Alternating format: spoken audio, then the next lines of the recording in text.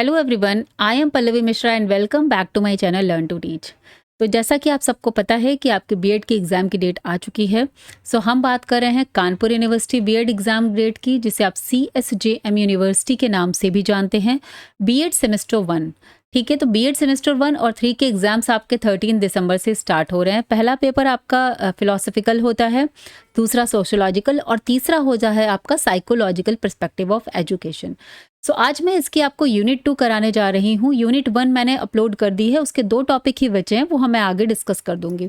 क्योंकि बहुत सारे लोगों ने नोट्स परचेज किए हैं और जो ये पेपर 3 आपका साइकोलॉजिकल पर्सपेक्टिव ऑफ एजुकेशन है, ये थोड़ा टफ पेपर होता है। जिन्होंने भी साइकोलॉजी अगर पहले नहीं पढ़ी है, तो सभी के लिए इसमें बहुत सारी थ्योरी होती हैं, डेवलपमेंट की, लर्निंग की, मोटिवेशन की, ठीक है। तो ये सारी थ्योरीज हमें पढ़नी इंपॉर्टेंट है और ये बिल्कुल नया होता है, इसमें आप फिर कुछ बना के नहीं लिख सकते। ओके, सो पहले आज हम लोग ये करेंगे। और इसके अलावा जो लोग सिर्फ इंपॉर्टेंट क्वेश्चंस पढ़ने चाहते हैं, तो ऑलरेडी जो प्लेलिस्ट है साइकोलॉजिकल पर्सपेक्टिव ऑफ एजुकेशन की, उसमें मोस्ट इंपॉर्टेंट क्वेश्चंस के वीडियो पड़े हुए हैं। साथ में लास्ट टू लास्ट ईयर का PYQ सोल्यूशन भी पड़ा हुआ है, तो आप उनको भी प्लीज़ ज़रूर देखिए। क्योंकि टाइम इतना कम है, इतनी जल्दी आ गया कि मैं पता नहीं मैं कितना आपके लिए मोस्ट इंपॉर्टेंट वीडियोज़ एंड ला पाऊँगी। बट बहुत सारे लोगों ने जो नोट्स परचेज किए हैं, तो I want to explain them कि उनको एक्सप्लेनेशंस भी उसके साथ मैं करवा पाऊँ। Okay, so let's start the video. और अगर आपको वीडियो यूज़फुल लगता है, इन्फॉर्मेटिव लगता है, आप कानपुर यूनिवर्सिटी से बीएड कर रहे हैं, सो इंग्लिश मीडियम स्टूडेंट्स की प्रिपरेशन अभी मैं करा रही हूँ, semester 1, semester 2, semester 3 end semester 4। Okay, और जो लोग हिंदी मीडियम से हैं, वो लोग भी मिक्स लैंग्वेज में लिख सकते हैं, ठीक है। एक बात हमेशा याद रखिएगा, अगर आप इंग्लिश मीडियम से हैं, तो आप इंग्लिश में ही पूरा पेपर लिखेंगे। आप कॉपी के ऊपर आपको फिल करवाया जाता है इंग्लिश मीडियम, ठीक है।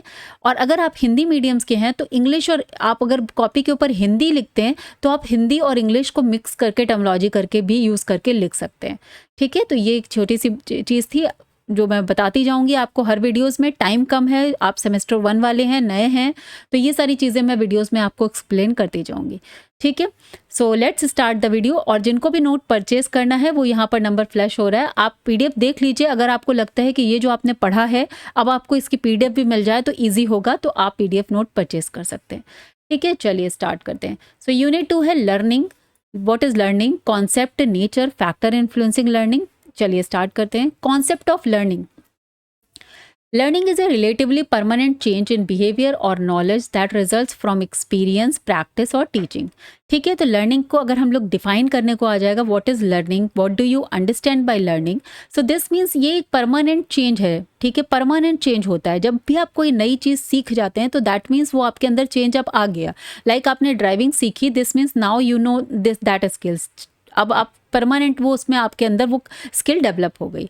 और change in behaviour and knowledge, ठीक है। तो नॉलेज भी आ गया, तो आप में कुछ चेंजेस तो आ गए, बिहेवियर में चेंज। वैसे भी साइकोलॉजिकल पर्सपेक्टिव से जो टीचिंग लर्निंग प्रोसेस है, तो लर्निंग को हम लोग चेंज इन बिहेवियर ही मानते हैं कि अगर कोई बच्चा एजुकेशन ले रहा है, लर्निंग कर रहा है, this means that is change in behaviour, ठीक है। तो चलिए, अब ये होता किसके थ्रू है? Through experiences, practice and teaching. It is not just limited to the classroom but occurs throughout life in various situations. तो बहुत सारे सिचुएशंस में आपकी पूरी लाइफ लॉन्ग आपकी लर्निंग चलती रहती है, ठीक है। चलिए आगे बढ़ते हैं। Learning is the process by which an individual acquires new knowledge, skills, behavior, attitudes and value through experience and education. This is the definition of learning। तो आप इसको inverted quotes में याद कर लीजिएगा, as it is आपको वहाँ पर लिखनी होती हैं। Learning is a process of progressive behaviour adaptation, जिसको स्कनर ने दिया था। अगेन डेफिनेशन है, एज इट इज़ आपको लिखनी होती है। कॉपी कैसे लिखना है, उस पर भी मैंने वीडियो बनाया हुआ है, एक हिंट के टाइप में आपको वहाँ बताया है कि कॉपी आप कैसे लिखेंगे। The process of acquiring new knowledge and new responses is the process of learning, ये वुडवर्थ ने बोला था। और राइटिंग की प्रैक्टिस जरूर करिए, क्योंकि 2 घंटे में फिर अगर आपकी राइटिंग की प्रैक्टिस नहीं होती है, तो आप लिख ही नहीं पाएंगे। तो राइटिंग की प्रैक्टिस करते रहिए। पेन ऐसे 2, 3, 4 लेके रखिए जिनका फ्लो अच्छा हो, उनसे खूब लिख लीजिए, जिससे उनका फ्लो अच्छा बन जाए। अगर नया पेन होगा, तो वहाँ पर उस पेपर में भी चलना ईजी नहीं होता है, क्योंकि वो पेपर थोड़े से रफ टाइप के होते हैं, वैसे नहीं होते हैं जैसे आप अच्छी बुक्स में घर पे लिखते हैं, ठीक है। तो फ्लो वाले पेन लेकर जाइएगा। Learning is the acquisition of habits, knowledge and attitudes, ये किसने कहा है? क्रो एंड क्रो ने कहा है। Learning is selecting the appropriate response and connecting it with stimulus, ये थॉर्नडायर्कर ने किया कहा है, और इन्हीं की आप थ्योरी भी अभी आगे पढ़ेंगे थॉर्नडायर्कर की। इन्होंने क्या कहा है? लर्निंग जो है selecting the appropriate response, connecting it with stimulus, कि जब आपकी लर्निंग क्या है कि जैसे कि अभी आप जैसे थ्योरी समझेंगे तो आप इनकी डेफिनेशन को और अच्छे से समझेंगे कि what is stimulus and what is response. ठीक है, तो ये थ्योरी आपको वहां से क्लियर हो जाएगी। चलिए आगे बढ़ते हैं। नेचर एंड कैरेक्टरिस्टिक्स ऑफ, अगर लर्निंग लिखने को आता है तो आप कैसे पॉइंट वाइज लिखेंगे? Learning is a continuous process. ठीक है भाई, हम जब आप जन्म से लेकर मृत्यु तक कंटिन्यूअस लर्निंग चलती रहती है, इंसान रोज नया से नया कुछ सीखता रहता है। It leads to a relatively permanent change. ठीक है, ये हम जानते हैं। इसके आगे आप अपने हिसाब से इसको करते जाएंगे। बहुत डीप में अगर मैं एक एक लाइन पढ़ूंगी तो शायद आपका ये एक्सप्लेनेशन पूरा हो ना पाए, इसलिए मैं जितना डिफिकल्ट पार्ट होगा उसको डीप में जाके हम डिस्कस करेंगे। ये बहुत ही सिंपल है। Learning is goal oriented. भाई आप किसी पर्टिकुलर ऑब्जेक्टिव को अचीव करने के लिए ही लर्निंग करते हैं। जैसे आप यहाँ बीएड की क्लास को जो है बीएड आपको डिग्री लेनी है, that is why you are learning here. Okay, it involves experience और प्रैक्टिस, और इसमें एक्सपीरियंस और प्रैक्टिस दोनों का ही काम होता है, क्योंकि आप पूरे बीएड के जो 2 साल का आपका टेन्योर होगा उसमें आपको जो जो एक्सपीरियंसेस के थ्रू आप गुजरेंगे, जो प्रैक्टिसेस आप करेंगे, लाइक टीचिंग वगैरह करेंगे, फाइल बनाएंगे, वाइवा देंगे, आप टीचिंग करेंगे वहाँ पर एग्जामिनर के सामने, तो ये सारी चीज़ें आपके एक्सपीरियंस और प्रैक्टिस में आ जाती हैं। Learning is an active process. Obviously जब भी आप किसी चीज़ को सीखते हैं तो आपको एक्टिवली उसमें पार्टिसिपेट करना पड़ता है। It is influenced by environment, और लर्निंग हमेशा इन्वायरमेंट से इन्फ्लुएंस होगी। आप किसी जिस फैमिली, स्कूल, कल्चर, सोसाइटी जहाँ जा रहे हैं वो हर चीज़ आपको इन्फ्लुएंस करेगी। लर्निंग में बी इंटेंशनल और यूनिइंटेंशनल, अनइंटेंशनल भी हो सकती है। कई बार कई चीज़ें आपके सामने से गुजरती हैं तो बिना आप उसमें ज़्यादा इंटेंशनली आप जाना नहीं चाहते हैं, लेकिन फिर भी सामने से गुजर गई तो आपको चीज़ें पता चल जाती हैं, और ये आजकल के एटमॉस्फेयर में तो एकदम ही कॉमन है। बिकॉज हम लोग दिन भर फ़ोन पर लोग स्क्रॉल करते हैं, नई नई खबरें देखते रहते हैं, जो अनइंटेंशनल है वो देखना भी नहीं चाहते हैं, फिर भी अगर आपको सजेस्टेड वीडियो में आ गए तो आप क्लिक कर लेते हैं। It is universal, every individual, चाहे रिगार्डलेस एज और बैकग्राउंड, लर्निंग चलती रहती है। डेवलपमेंटल है। ठीक है, फ्लो चार्ट में भी आप इसको दिखा सकते हैं, और साथ में इस तरह से पॉइंट वाइज ही लिखिएगा। पॉइंट वाइज लिखेंगे तो इजी होगा एग्जामिनर को पढ़ने में भी और देखने में भी। लर्निंग कैन बी पॉजिटिव और नेगेटिव। अब लर्निंग भी तो जैसे हैबिट्स गुड और बैड होती है, तो आपने कुछ अच्छा सीखा तो कुछ बुरा भी इंसान सीख सकता है। लर्निंग इज पर्पसफुल, पर्पसफुली ये एक्ट है, पर्पसफुली हम सीखते हैं। ट्रांसफरेबल, ट्रांसफ़र हो सकती है, एक स्किल से आप दूसरे को सिखा सकते हैं। Learning involves problem solving and thinking. It helps developing reasoning, analysis, decision making abilities. तो आप जब लर्निंग करते हैं तो वो प्रॉब्लम सॉल्विंग और थिंकिंग को भी हमें इन्हांस करती है, डेवलप करती है। Learning and influence by reinforcement. Reinforcement का मतलब बार बार अगर आप वही चीज़ दोहराते हैं और बच्चे को प्रेज करते हैं। रीइंफोर्समेंट का मतलब होता है जैसे पॉजिटिव और नेगेटिव दोनों टाइप के होते हैं। प्रेज करना, रिवॉर्ड करना, कि अगर आपने किसी चीज़ के लिए तारीफ की तो बच्चा उसको फिर से करेगा। आप उसको मोटिवेट करते हैं तो क्या कहते हैं कि आपको फर्स्ट, सेकंड, थर्ड आए तो आपको प्राइज़ मिलेगा। ठीक है, तो बच्चा आप उस प्राइज़ के लिए जो है उस पर फोकस करेगा और पढ़ाई लर्निंग को के लिए एक्टिव हो जाएगा। तो this is a kind of reinforcement. Learning is both individual and social. Individually भी होता है और साथ में सोशल मीन्स पीयर इंटरेक्शंस के थ्रू, टीचर्स के through. School is a society, जैसा कि हमने पढ़ा मिनिएचर सोसाइटी होती है, तो वो वहाँ पर लर्निंग होती बच्चों की। इंपॉर्टेंस ऑफ लर्निंग लिखने को अगर आता है तो आप इस तरह से लिखेंगे। Helps in acquiring knowledge and skills, build positive behaviour and attitude, essentially for personality development, facilitate social adjustment, necessary for educational achievement, assist in the problem solving and decision making process, and prepares individuals for life situations। ठीक है, तो इस तरीके से learning जो है वो आपको हर तरह की नॉलेज, स्किल्स को एक्वायर करने में हेल्प करती है। पॉजिटिव बिहेवियर, एटीट्यूड को डेवलप करती है, आपकी पर्सनालिटी को इंक्रीज करती है। सोसाइटी में आप कैसे एडजस्ट होते हैं वैसे आपको फैसिलिटेट करती है, हेल्प करती है। आपको एजुकेशनल अचीवमेंट में हेल्प करेगी। प्रॉब्लम सॉल्विंग स्किल्स डेवलप हो जाएंगे, और साथ में इंडिविजुअल को जब अपने आप एक्सपीरियंसेस से लाइफ के गुजरते हैं तो आप एज ए इंडिविजुअल भी लाइफ की सिचुएशंस को डील करने के लिए, कहते हैं ना, अगर आप किसी इंसिडेंट से गुजरे तो इससे हमें ये लर्निंग हो गई, तो आप कुछ ना कुछ सीख लेते हैं, कुछ अपना वहाँ से निकाल लेते हैं कि नहीं ऐसा है, ऐसा हुआ है, नेक्स्ट टाइम हम ऐसा नहीं करेंगे। ठीक है, तो वो भी एक काइंड ऑफ लर्निंग में आ गया। Now coming to the scope की बात आती है, तो स्कोप में आपका देखिए कॉग्निटिव डेवलपमेंट होता है, emotional development, social learning, skill learning, moral learning and creative learning. यहाँ पे कॉग्निटिव लर्निंग भी लिख सकते हैं, ठीक है, इमोशनल लर्निंग। तो ये सारी चीज़ें स्कोप में है कि आप सीखेंगे तो किस किस लेवल पे जाके सीखेंगे। संज्ञान का मतलब माइंड के नॉलेज पे नॉलेज, इंटेलेक्चुअल एबिलिटीज सीखना, या फिर इमोशनली आपको अपने इमोशंस को कंट्रोल करना या सिचुएशन वाइज बिहेव करना आ जाए, रेगुलेट करना, बैलेंस्ड बिहेवियर। और साथ में सोशलाइजेशन समझना लर्निंग के थ्रू, कि अगर आपने जैसे आप किसी सोशल ग्रुप से जुड़े हुए हैं तो आप उसमें कभी किसी सिचुएशन में कैसे इंटरेक्शन होता है तो आप वहाँ से समझते हैं कि नहीं, इस सिचुएशन में हम यहाँ पर इस तरीके से बिहेव करेंगे। तो this is part of social learning. Skill learning का मतलब हो गया motor, develops motor and technical, जो आप टेक्निकल चीज़ें सीखते हैं बच्चे। इसके अलावा मॉरल लर्निंग में क्या हो गया, प्रमोट होती है वैल्यूज़ एंड एथिक्स, जो बच्चों को ethical values, what is right and what is wrong का चुनाव वो कर सकें, what are their rights and duties उसको समझ सकें। तो ये सब मॉरल लर्निंग में आता है। और creative learning encourages innovation and thinking. तो अगर क्रिएटिविटी पे बच्चा आ रहा है तो फिर वो इनोवेशन और थिंकिंग को इनकरेज करती है learning. Now coming to the next, factors of influencing learning. इस पर पूरा क्वेश्चन आया हुआ है लॉन्ग लास्ट ईयर लर्निंग पर, ठीक है, तो इसको पढ़ लीजिएगा। इसमें बहुत ही इजी टॉपिक भी है और आप अपने 6 से 15 नंबर का बड़ा क्वेश्चन लिख पाएंगे। लर्नर्स, अब फैक्टर कौन कौन से होते हैं जो लर्निंग को इफेक्ट करते हैं। नंबर 1 आता है लर्नर रिलेटेड फैक्टर, लाइक जिसको लर्निंग करनी है उसके कौन कौन से फैक्टर्स हैं। फिजिकल, मेंटल हेल्थ और learner greatly affects learning. Healthy and energetic learners learn fast. तो फिजिकल और मेंटली अगर कोई बच्चा हेल्दी है तो वो एनर्जेटिक है तो वो जल्दी सीखेगा, लेकिन अगर वो फिजिकली मेंटली ही थोड़ा वीक है या कोई मीन्स डिसेबल्ड है तो फिर उसकी लर्निंग उसी टाइप से स्लो हो जाएगी। A learner's interest, motivation, attitude, attention play a crucial role in how well they understand and retain information। ठीक है, तो जो भी बच्चा है अगर वो इंटरेस्ट के साथ, मोटिवेशन के साथ, उस एटीट्यूड से, इंकरेजमेंट के साथ सीख रहा है तो वो जल्दी चीज़ें सीखेगा और रिटेंशन भी इंफॉर्मेशन का उसका बढ़ेगा। ठीक है, इंटेलिजेंस लेवल ऑल्सो इम्पॉर्ट। अब बच्चे कई तरीके के होते हैं, कुछ गिफ्टेड होते हैं, कुछ एवरेज होते हैं, कुछ नॉर्मल होते हैं, कुछ जो है जिनकी पुअर IQ होती है, तो वो depend on their intelligent level. Higher cognitive abilities वाले बच्चे जल्दी ग्रेस्प करेंगे, स्लो लर्नर्स होंगे वो धीरे ग्रेस्प करेंगे। Previous knowledge and experience form base a new learning. Learning becomes easier when it connects with what learner already knows. इस बात को आप ध्यान रखिएगा कि ये जो है आपका प्रीवियस नॉलेज से एंड एक्सपीरियंस बहुत इंपॉर्टेंट होता है जब भी आप बच्चे को कोई नई नॉलेज देते हैं। तो यहाँ पर जो भी वो जानता है उससे जब आप कनेक्ट करके उसको जो नहीं जानता है जब उस पर जाएंगे तो ये बहुत इंपॉर्टेंट हो जाता है। और ये पूरा पेपर आप कई बार मैंने बताया कि सीटेट जो आपका अभी 8 फरवरी को एग्ज़ाम होने वाला है उसके लिए भी ये बहुत इंपॉर्टेंट पेपर है, क्योंकि पूरा साइकोलॉजिकल जो CDP 30 मार्क्स का आता है, ठीक है, CDP के क्वेश्चंस 30 मार्क्स के आते हैं। चाइल्ड डेवलपमेंट एंड पेडागोजी वो इसी पेपर पर बेस्ड हैं।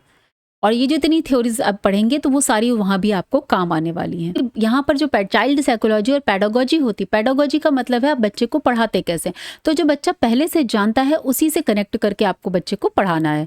ओके, तो ये चीज़ यहाँ पर क्लियर हो गई। नेक्स्ट आता है टीचर रिलेटेड फैक्टर्स। अब टीचर रिलेटेड क्या फैक्टर्स हो सकते हैं। A teacher subject knowledge, teacher skills और attitude directly affect student learner outcomes. तो ये हम सभी को पता है कि जब हम क्लास में जाते हैं अगर कोई टीचर से बच्चे को अच्छा समझ में आ रहा है तो या उसका खुद का सब्जेक्ट नॉलेज कैसा है, उसकी टीचिंग स्किल्स कैसी है। तो कई बार होता है कि वो टीचर बहुत अच्छा पढ़ाते हैं, इनसे हमें थोड़ा कम समझ में आता है। तो ये भी क्योंकि हर ह्यूमन भी इंडिविजुअल अलग है, हर की पर्सनैलिटी अलग है, तो मे बी उसकी टीचिंग स्किल्स उतना ना बच्चे को प्रभावशाली लगे। तो डिपेंड करता है टीचर पे भी। तो पर्सनालिटी ट्रेट्स भी है जैसे like patience, friendliness, empathy, enthusiasm, encourage, active participation from students. ठीक है, तो ये सारी चीज़ें बच्चे को अपने लेक्चर में किस तरह से वो एक्टिवली रख सकते हैं। बच्चा पैसिव ना हो जाए, बीच बीच में उसे क्वेश्चन पूछना, या तो बच्चे के क्वेश्चन से इरिटेट ना होना, पेशेंस रखना, फ्रेंडलीनेस मतलब फ्रेंडली, अगर बड़े बच्चे हैं तो आपका थोड़ा मित्रतापूर्वक व्यवहार रखना। एम्पैथी का मतलब होता है, सिंपैथी और एम्पैथी 2 टर्म हैं जो अलग होते हैं, कई बार शायद मैंने बताया भी है। एम्पैथी का मतलब होता है कि आप उसको अपने आप को उसकी जगह पर रखकर तब आप उस चीज़ को समझें, और सिंपैथी का मतलब होता है कि आप उसके प्रति अब सहानुभूति रखें। ठीक है, तो एम्पैथी सिंपैथी में ये थोड़ा सा डिफरेंस है। और नेक्स्ट है the use of instructional aid से story telling, real life examples, technology help make more learning more effective. Clear हो गया। तो ये सारे फैक्टर्स होते हैं जो टीचर रिलेटेड हैं। लास्ट में आ आगे, a teacher's ability to adjust teaching methods as per student needs, improve understanding. तो जिसे बोलते हैं डिफरेंशिएटेड इंस्ट्रक्शंस। इसका मतलब है कि बच्चा जिस तरीके से है, अगर एक इंक्लूसिव क्लासरूम है तो वहाँ पर बच्चे को डिफरेंशिएटेड इंस्ट्रक्शंस दिए जाते हैं। अगर स्लो लर्नर्स भी हैं, कुछ जो है बहुत फास्ट लर्नर्स हैं, तो ये सारों के बीच में अगर आपको क्लासरूम है तो आप डिफरेंशिएटेड इंस्ट्रक्शंस देते हैं एज पर स्टूडेंट नीड। ठीक है, तो ये CDP में डिफरेंशिएटेड इंस्ट्रक्शंस पर क्वेश्चन भी आता है। Now coming to the next, content related factors भी हो सकते हैं, जैसे कि nature of the subject, topic matters, practical and interesting subjects are easier to learn. ठीक है, content that is logically organised presented clearly helps student to understand. तो अगर लॉजिकली ऑर्गेनाइज्ड कंटेंट आप बच्चों के सामने प्रेजेंट करेंगे तो उनको ईजी होगा अंडरस्टैंड करने में। जैसे कि मैं भी आपको इन BEd कोर्स में आप कोशिश कर रही हूँ कि आपको एक ऑर्गेनाइज्ड वे में सही कंटेंट प्रोवाइड करा पाऊँ, जिससे आप जो है अपने पेपर में अच्छा लिख पाएँ। ठीक है, the difficulty level should match the learner's development stage. Too easy और too hard material hamper learning. तो ये एज अप्रोप्रिएट होना बहुत ज़रूरी है। जो डेवलपमेंटल स्टेज हमने पहले पढ़ी हैं पियाजे की थ्योरी में, जो यूनिट 1 में पियाजे की थ्योरी पढ़ी है, पढ़ के जाइएगा, बहुत इंपॉर्टेंट है। जितना भी मैं वीडियोज़ में करवा रही हूँ प्लीज़ ज़रूर करके जाइएगा, क्योंकि ये सारी चीज़ें उसे क्वेश्चन आते ही आते हैं। मैथड ऑफ टीचिंग क्या है?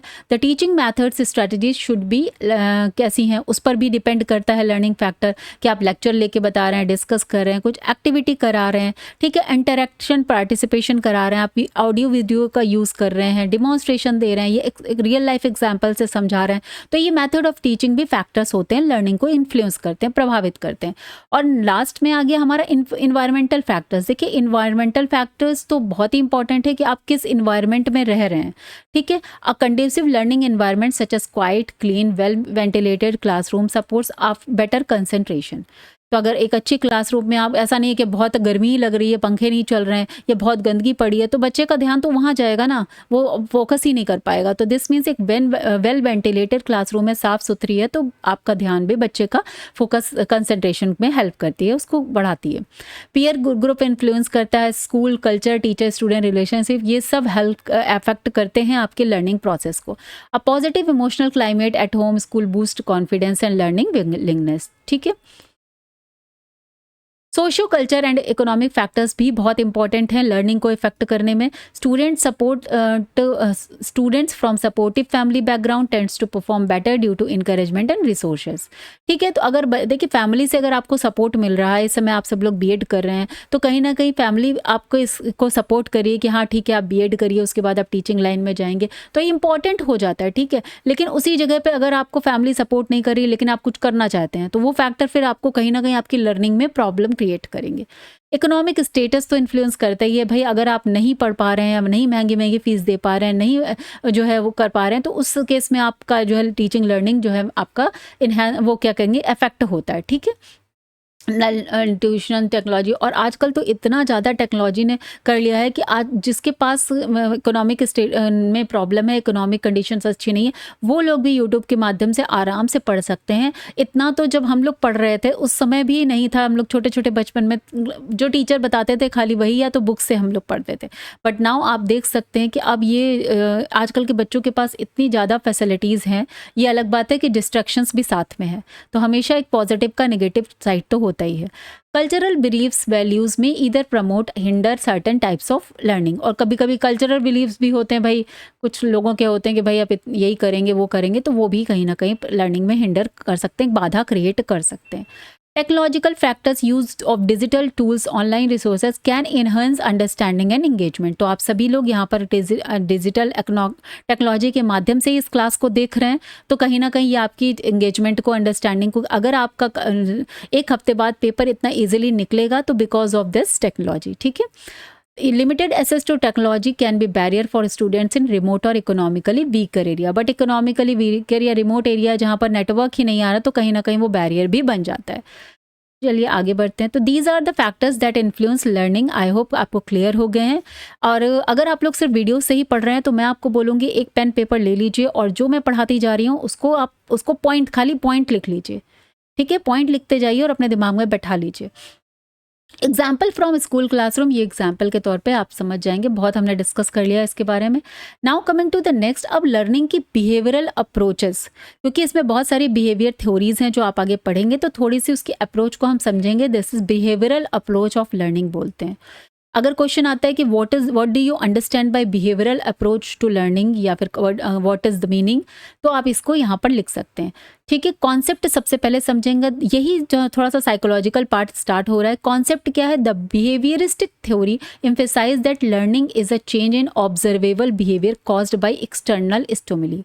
तो इनका मानना ये है कि जो बाहर का जो उद्दीपन को देखकर, मतलब किसी बाहर कोई चीज़ की वजह से आपका जो है बिहेवियर चेंज होता है। ऑब्जर्वेबल जो आप रिस्पॉन्स करते हैं उसके थ्रू आपका बिहेवियर चेंज होता है। ठीक है, नेक्स्ट क्या आ गया? It focus on how the environment shapes behaviour through reinforcement, punishment and repetition. और इसके बाद ये किस पे फोकस करते हैं कि किस तरह से बच्चे को या किसी को जो बिहेवियर चेंज है वो किस पे बेस्ड बिहेवियर सिखाया जाए बच्चों को, क्योंकि इनके अकॉर्डिंग जो बिहेवियर में चेंज होता है, learning is that observable behaviour जो चेंज होता है बाय एक्सटर्नल स्टिमुली, बाहर की इन्वायरमेंट और कंडीशंस को। वो स्टिमुली क्या है अभी आगे मैं आपको एक्सप्लेन करूंगी। तो इन्होंने किसके को फोकस किया है? रीइंफोर्समेंट, मतलब प्रेज करिए या रिवॉर्ड की बात करिए, पनिशमेंट की बात करिए और रिपीटेशन की बात करिए कि बार बार रिपीट करके आप चीजें समझाइए। It does not focus on mental process like thinking और अंडरस्टैंडिंग। ठीक है, तो ये बिहेवियरल अप्रोच की बात यहाँ पर की गई है। बिहेवियरल अप्रोच ऑफ लर्निंग जो बहुत सारे साइकोलॉजिस्ट हैं उन्होंने दिया है, वो थ्योरीज यहाँ आगे पढ़ेंगे। नाउ कमिंग टू द, अब जो आपको 3 मेन थ्योरी पढ़ती हैं जिसमें क्वेश्चन आना ही आना है, इस बार भी आएगा। बीएफ स्किनर की ऑपरेंट कंडीशनिंग थ्योरी है, इवान पेवलोव की क्लासिकल कंडीशनिंग थ्योरी है, और थॉर्नडाइके की ट्रायल एंड एरर थ्योरी है। ठीक है, शॉर्ट लॉन्ग कहीं भी आपको इसमें से मिलेंगे ही मिलेंगे क्वेश्चन, 100% मैं यहाँ पर बता रही हूँ, ध्यान से इसको पढ़ लीजिएगा, इसीलिए मैं इस पेपर को पहले करा भी रही हूँ। चलिए देखते हैं, पहले इन थ्योरीज में मेन कॉन्सेप्ट क्या है वो समझते हैं। एक कॉन्सेप्ट है स्टिमुलस रिस्पॉन्स, SR कनेक्शन। ठीक है, स्टिमुलस रिस्पॉन्स बोलते हैं learning against when specific response is triggered by A specific stimulus. जैसे आपका फेवरेट खाना देखकर आपके मुंह में पानी आ गया, तो फेवरेट खाना इज अ स्पेसिफिक स्टिमुलस और रिस्पॉन्स क्या था? मुंह में पानी आना। दिस इज अ बिल्कुल बेसिक एग्जाम्पल। ओके, ये स्टिमुलस रिस्पॉन्स कनेक्शन होता है।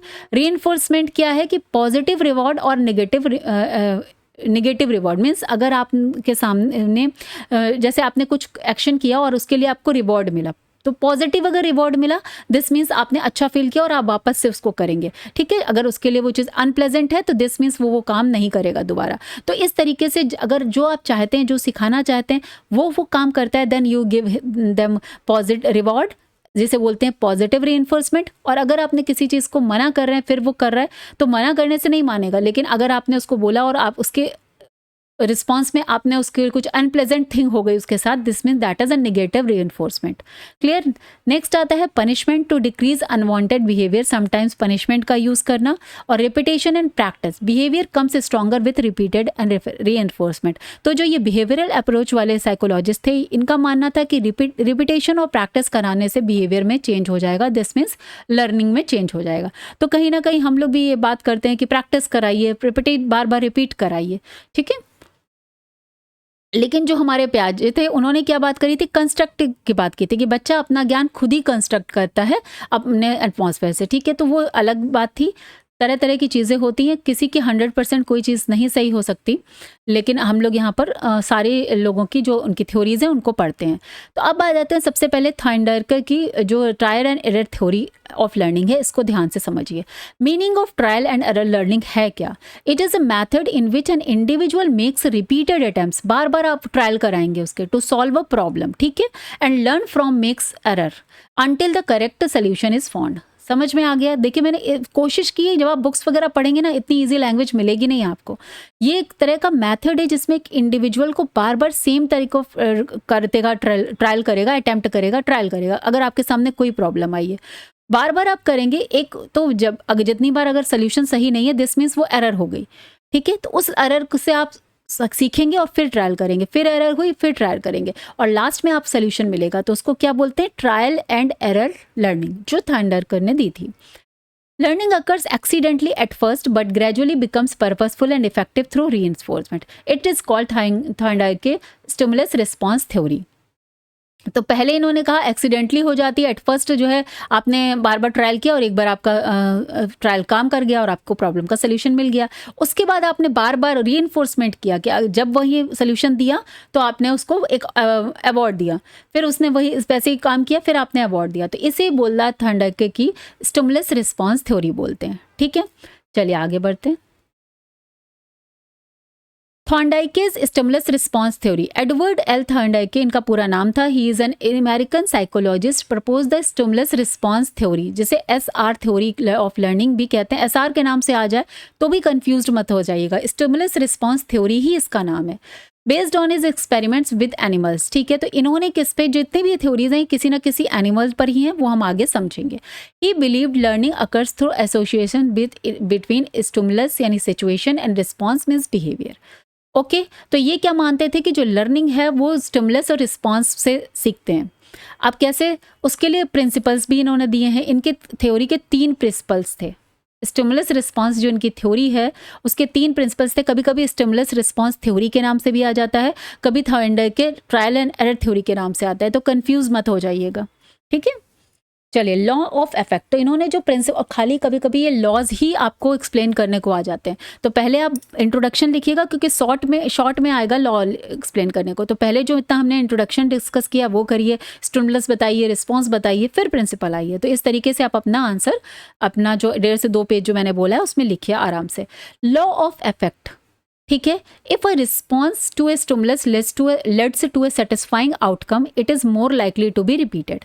अब देखिए इफेक्ट, लॉ ऑफ इफेक्ट क्या होता है कि अगर आपने कुछ स्टिमुलस आया और आपने रिस्पॉन्स किया उसके रिगार्डिंग, अब आपको जो आउटकम था वो सही मिला, तो आप बार बार उसी चीज़ को करेंगे। जैसे बच्चे से आपने कुछ उसको एक चैलेंज दिया, टास्क दिया और उसने उसको कर लिया, प्रॉब्लम दी और सॉल्व कर लिया, ठीक है, उस तो वो क्या हो जाएगा, वो सेटिस्फाई हो जाएगा। फिर आप उससे बार बार उसी तरह की प्रॉब्लम्स करा के आप उसको उस चीज़ की लर्निंग करवा सकते हैं। बट अगर if the outcome is unpleasant then the response is less likely to be repeated. और अगर वो आउटकम सही नहीं आया तो क्या होगा कि वो फिर उतना ज़्यादा पार्टिसिपेट बच्चा करेगा ही नहीं, उसको मज़ा नहीं आएगा। ओके, तो क्या हो गया, एग्जाम्पल के थ्रू भी यहाँ समझाया। A student who receives praise for answering correctly will be motivated to participated more. वही जो मैंने बोला कि बच्चे ने, अगर आपने क्वेश्चन पूछे बच्चे से और उसने उसका आंसर दिया और आपको सही आंसर मिला, ठीक है, तो बच्चा मोटिवेट हो गया, आपने उसको प्रेज किया। लेकिन अगर उसका आंसर सही नहीं हुआ तो 1-2 बार में वो क्या होगा, डीमोटिवेट हो जाएगा। तो इसे क्या बोलते हैं, लॉ ऑफ इफेक्ट। दूसरा क्या होता है, law of readiness. Learning occurs best when an individual is mentally and physically ready. अब रेडीनेस का मतलब ये है कि अगर आप सीखना ही नहीं चाहते हैं तो आप सीखेंगे कैसे, ठीक है, लर्निंग होगी कैसे अगर आप लर्निंग करना ही नहीं चाहते। अगर कोई बच्चा सीखना ही नहीं चाहता तो आप उसे कितना ही सिखाएंगे।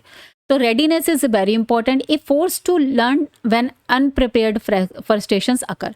और अगर बच्चा सीखना नहीं चाहता, आप जबरदस्ती उसको पढ़ाने में लगे हुए हैं, तो दिस मीन्स समटाइम्स वो फ्रस्ट्रेट हो जाएगा। ठीक है, एग्जाम्पल के through, a child will learn walk to only when their muscles are strong enough. तो बेसिकली वही है कि अभी वो रेडी नहीं है चलने के लिए, लेकिन आप उसको वॉक करा के पढ़े हुए हैं तो थोड़ी देर बाद वो रोने लगेगा। ठीक है, ये वही इसका एग्जाम्पल के तौर पे समझाया गया है। Means readiness is very important.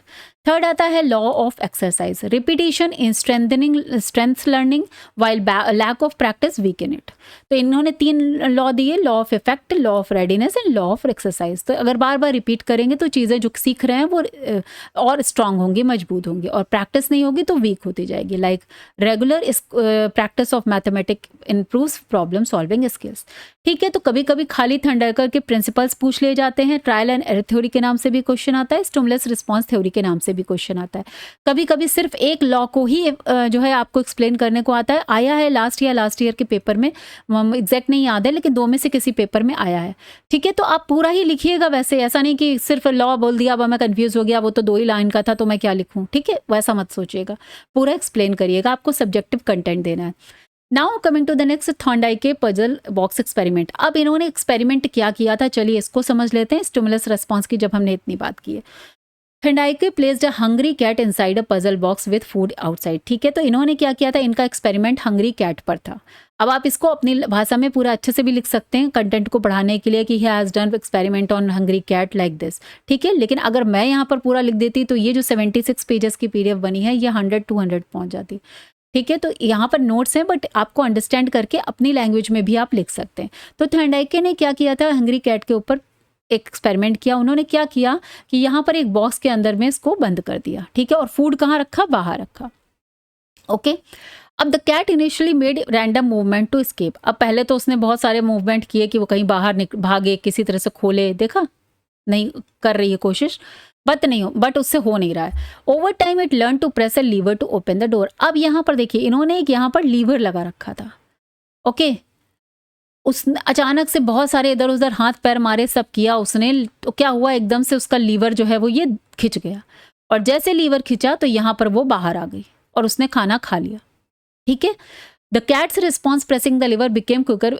उसके बाद क्या हो गया, उसने खाना खाया, अब वो जो है अंदर चली जाती है। फिर क्या होता है, अगेन उन्होंने सेम प्रोसेस फिर से रिपीट किया, खाना रखा, उसको बंद किया, लीवर, अब उसने फिर हाथ पैर मारे और लीवर अचानक से खुल गया और उसे खाना मिल गया। ठीक है, तो ये क्या हो गया, यहाँ पर जितनी बार लीवर प्रेस कर रही है खाना मिल रहा है, तो लास्ट में क्या होता है, the cat's response pressing the lever became quicker. अब क्या हो गया, उसको समझ में आ गया, ठीक है, कि वो लिवर प्रेस करेगी, इसी चीज को छुएगी और खाना उसको मिल जाएगा, गेट खुल जाएगा। तो ये उसका क्या हो गया, स्टिमुलस रिस्पॉन्स। ठीक है, तो उसने उसको खाने को देखकर जो उसने बार बार ट्रायल किया, ट्रायल करते करते उसने उसको लीवर मिल गया, लीवर खुल गया और खाना उसको मिल गया। तो ये एक तरह से पॉजिटिव रिस्पॉन्स हो गया, जो उसको रीइंफोर्समेंट हो गया, और उसने इस तरह से लर्निंग सीख ली, उसने सीख लिया कि कैसे जो है लीवर को प्रेस करने पर खाना उसको मिल जाता है। ठीक है, तो ये इनका एक्सपेरिमेंट था। चलिए आगे बढ़ते हैं। Educational implications of Thorndike trial and error theory. अब इसका एजुकेशनल इम्प्लीकेशंस पूछ ले जाते हैं। Thorndike theory emphasizes practice, motivation and reinforcement. His laws of learning, readiness, exercise and effects are directly applicable in modern classroom settings. तो ये तीनों चीज़ें जो है मॉडर्न क्लासरूम सेटिंग्स में भी एप्लीकेबल हैं। Importance of motivation means law of readiness. Explanation कैसे, learning is more effective when the student is physically and mentally prepared. Law of readiness जैसे मैंने बताया, अगर मोटिवेशन है, प्रिपेयर्ड है, तो वो लर्निंग फास्ट हो जाएगी।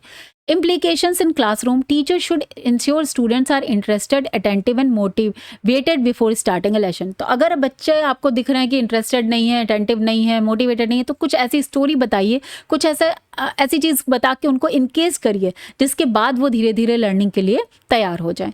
Give warm up activities to create readiness. ठीक है, तो ये चीज़ हमने क्लियर करी। नेक्स्ट आ गया रिपीटेशन एंड प्रैक्टिस, जो इनका लॉ ऑफ एक्सरसाइज है।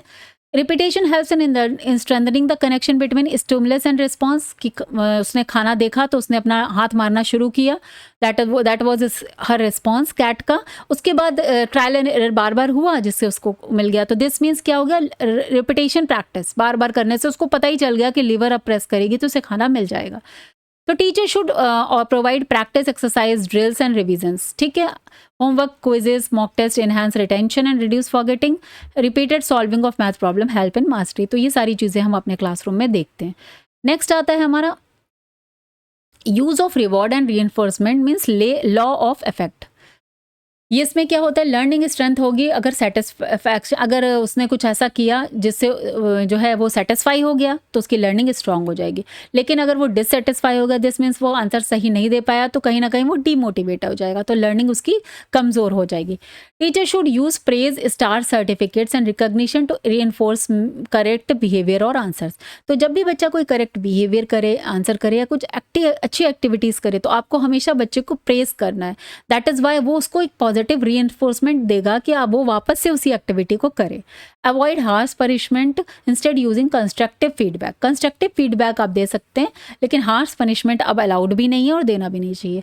A positive classroom environment increases motivation and participation. ये तो हमने कर लिया, समझ लिया। नाउ नेक्स्ट आता है learning through trial and mistakes.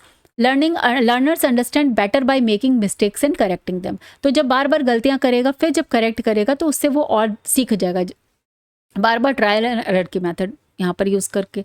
Encourage experimentation and self discovery. तो इससे जब आप बार बार खुद ही ट्रायल करते हैं, एक बार आपको सोल्यूशन मिल जाए तो आप भी कभी सोचेगा कि अब बड़ा अच्छा लगता है कि अरे हमने फाइनली अपने आप ये आंसर को निकाल दिया by doing bar bar lots of mistakes. ठीक है, तो और ये तो हम सभी को पता है कि जो बड़ी बड़ी डिस्कवरीज हो रही हैं, बल्ब का है जैसे इनिशियल्स, तो जो इतने बड़े बड़े साइंटिस्ट थे उन्होंने कितने सारे एक्सपेरिमेंट्स बार बार करे, लास्ट में उन्होंने कुछ इन्वेंट किया। ठीक है, allow students to solve problem independently even if they make errors initially। तो इससे बच्चे में एक इंडिपेंडेंटली अपने ऊपर सेल्फ कॉन्फिडेंस भी आता है, वो इनकरेज भी होता है कि नहीं, कहीं ना कहीं मैं ट्राई करता हूँ, पहले मैं ट्राई करूँगा, अगर मैं कर पाऊँगा देन बहुत उसको सेटिस्फैक्शन मिलेगा। टीचर यहाँ पर एक्ट करेगा गाइड की तरह, just information gives not just information givers. सिर्फ ऐसा नहीं कि उसे जो करना है बताना है बता दिया, नहीं, गाइड करेगा, सिर्फ हेल्प करेगा उसको उस रास्ते में जाने के लिए।